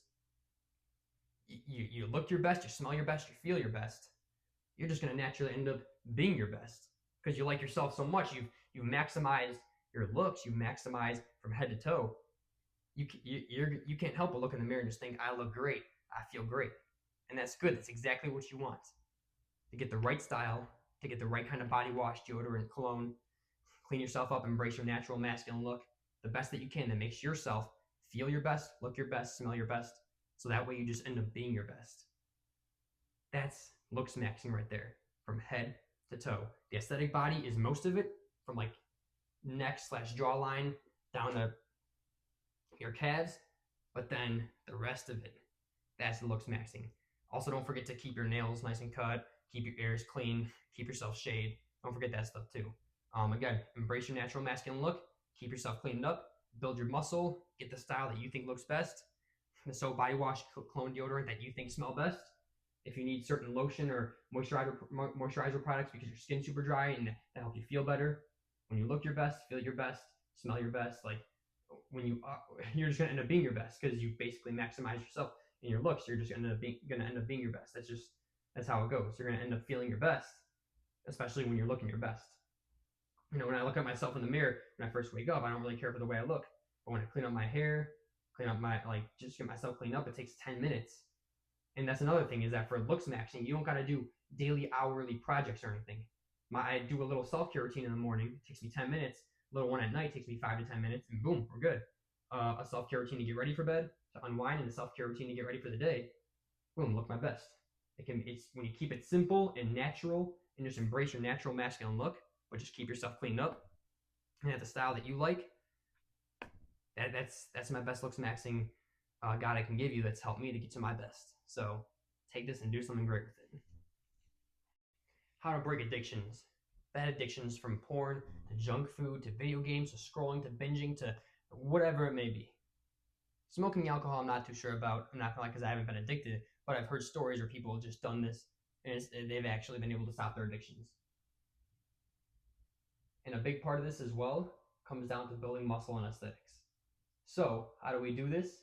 I'm going to keep it nice and simple as possible for you. It comes down to doing as much good as you can do as a man. Live as much of a manly, masculine lifestyle as you can. This does not mean that you have to work 24/7. This does not mean that you have to climb mountains or fight bears or something 24/7. It means that you get your right amount of sleep, you eat as healthy as possible, you work out, you do the work that you need to, you go after your purpose, you spend time outdoors, you spend time with your family, you build relationships, you spend time with God. You see all these things right here. So let's say that you sleep. Let's say that now that you've watched a sleep routine and you're on 8 hours a day, right? Let's say that. Now you have 16 hours left in your day. What do? Oh, I spend 8 hours working and then, I spend 3 hours coming home on my TV. You see the problem there? See the problem? That's why you're addicted to TV. Or that's why you haven't built muscle. You're addicted to TV. Or maybe, I come home and I watch porn. That's another reason why you probably haven't built muscles because you're addicted to porn. Do you see that? You have to fill these time blocks. You have to. So what you got to do, and I can even post like I can even put my own routine because I have so much on it on a daily basis, but it's good. It keeps me busy. It's even a little bit stressful, but in a good way. Like, okay, I got to do this and I got to do this. I'm like in hustle mode, right? But even so, I still start my mornings off peacefully, and I still end my nights off peacefully as well. So this is not to be in work and hustle mode 24/7, but it's also to work and hustle as well. That's what you got to do. That's a big part of building a muscular athletic body. Is you got to work at it. You got to hustle at it. So from every second, from the moment that you wake up in the morning to the moment that you go to sleep, you have to have a daily checklist. What you can do is go on your phone notes right now and write daily checklists. This goes from the moment that you wake up and the moment that you go to sleep. If you want to put time blocks because you have a very consistent routine, totally fine. Like 5 to 5:30 self-care routine, 5:30 to 6 get ready for work. You can do that. That's fine. Or you can just put check marks of everything that you need to do in the day. If your day's kind of very like it could be very unplanned or not know what you're doing 100% of the time, that's fine. Those are kind of how my days are. So that being said, if time blocks are more convenient for you because your schedule is more consistent in terms of work or whatever else you have to do, then you could use time blocks. If it's kind of a little bit all over, like, oh yeah, some days of the week I work nights, but some days I work mornings, you can just put a checklist of everything you need to do in the day. Okay, so you have on this checklist, you got your morning routine. You got like your self-care routine. I start off my mornings by praying, and then I get to my self-care routine. That's fine. Your routine to make yourself look good and get ready for the day. All right. Another thing you have in this checklist is your workout. Get your workout. Now, just because it's second on your checklist doesn't mean you have to do it second. If you want to put it third or fourth or anything, that's fine. After the schedule is made, you can rearrange it yourself. Totally fine. But the goal is just get this stuff written down. You got your workout plan. Workout Monday, Wednesday, Friday. Workout Monday through Saturday. Workout Thursday, Friday, Saturday. Whatever your workout is. So workout, you can put self-care routine and then put when you do it daily. Workout daily Monday through Saturday, Monday, Wednesday, Friday, whatever. You can do that. Another thing you got on there is the amount of calories that you need to get in. So amount of calories, let's say 3,000, and then you can put a little list of foods that you like. In order to get rid of your junk food addiction, you got to find healthy foods that taste really good and become addicted to that.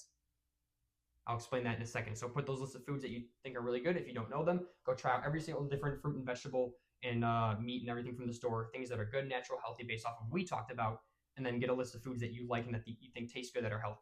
You're going to find something. That's another thing. What else you got? You got work. If you have work or school, put that on there. Another thing is find your purpose if you're not already fulfilling it. What is your purpose? What do you want to do for the rest of your life? What is like your purpose? And maybe it's starting your own business. Maybe it's getting a certain career. Maybe it's going after a certain goal. Put that on there. If you know what it is, then put that on there and put next to it like build my purpose or build my business. Maybe that's your purpose. Build a relationship with something, like whatever your purpose is, whatever is going to bring in income, whatever is going to allow you to make a full-time living. Maybe your purpose is a psychiatrist. Okay, college for psychology. Cool, go do that.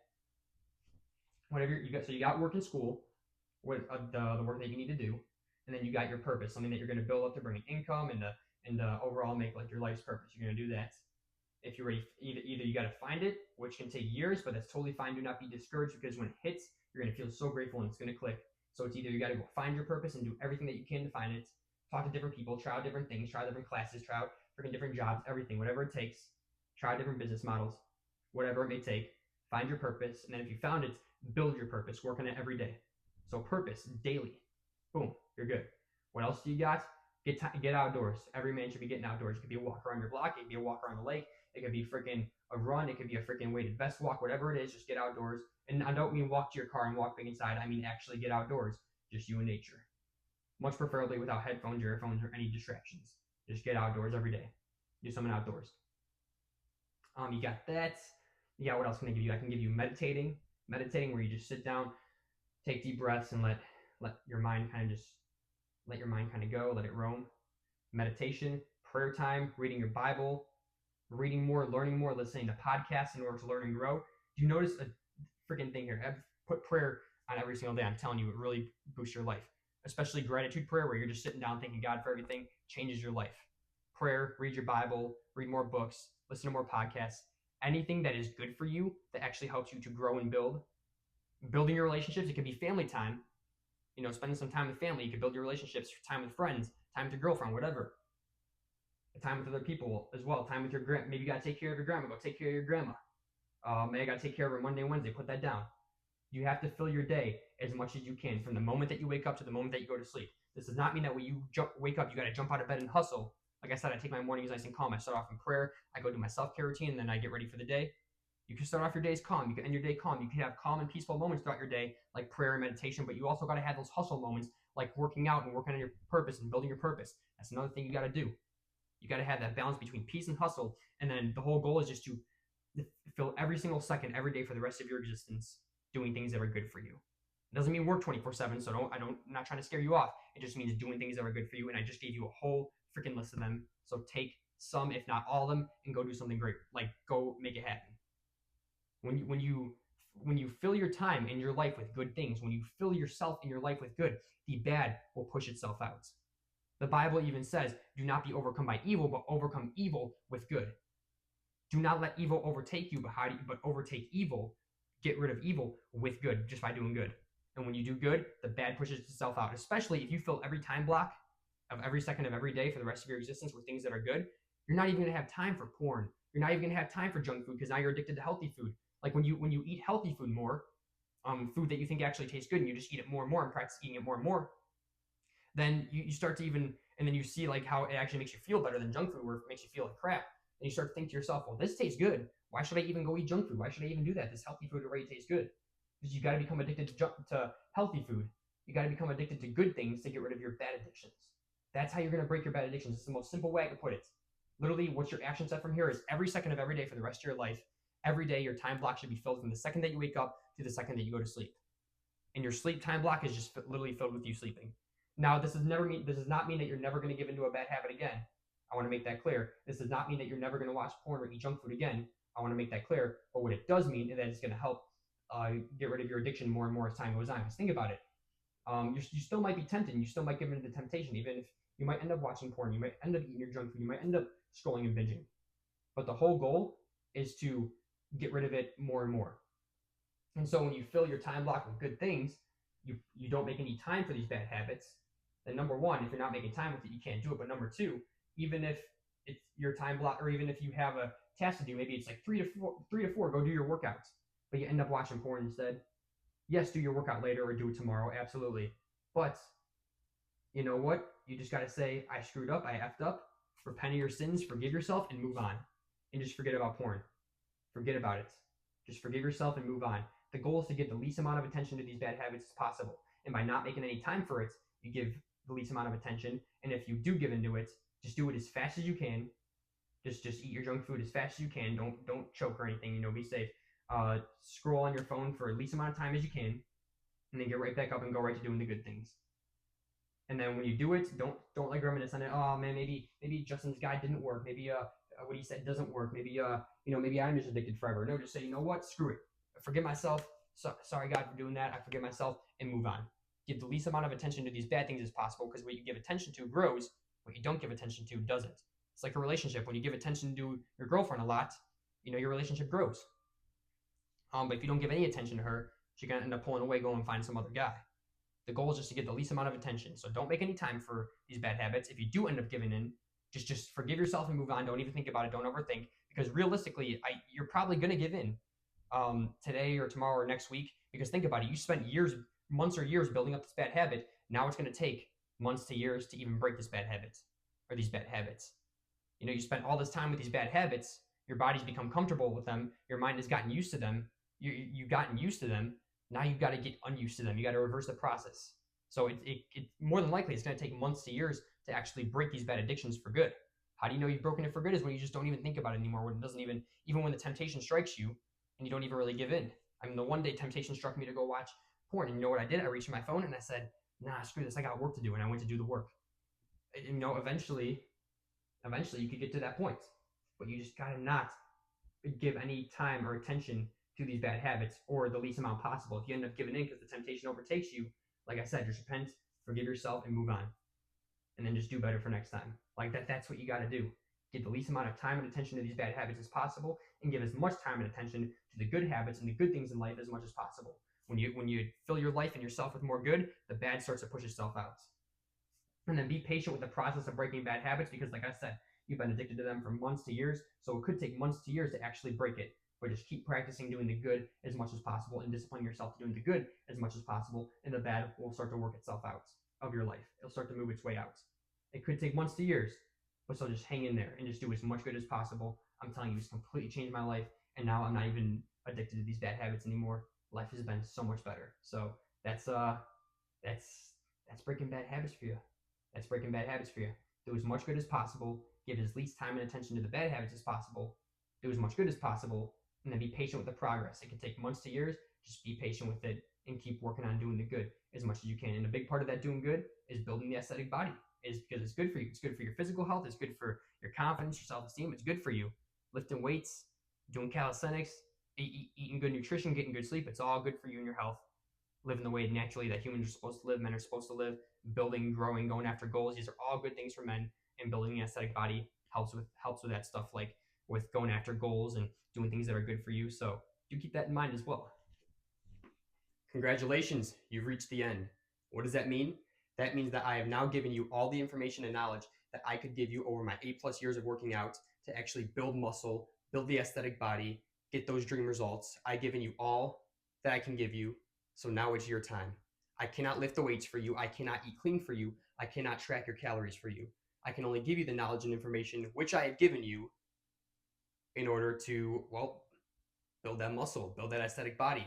So now it's your time to go take everything that I've taught you, everything that you've learned from me, and go make something great happen with it. I know you can. Now you just have to know and believe in yourself that you can. You can do this. So, brother, go make it happen. And best of luck to you.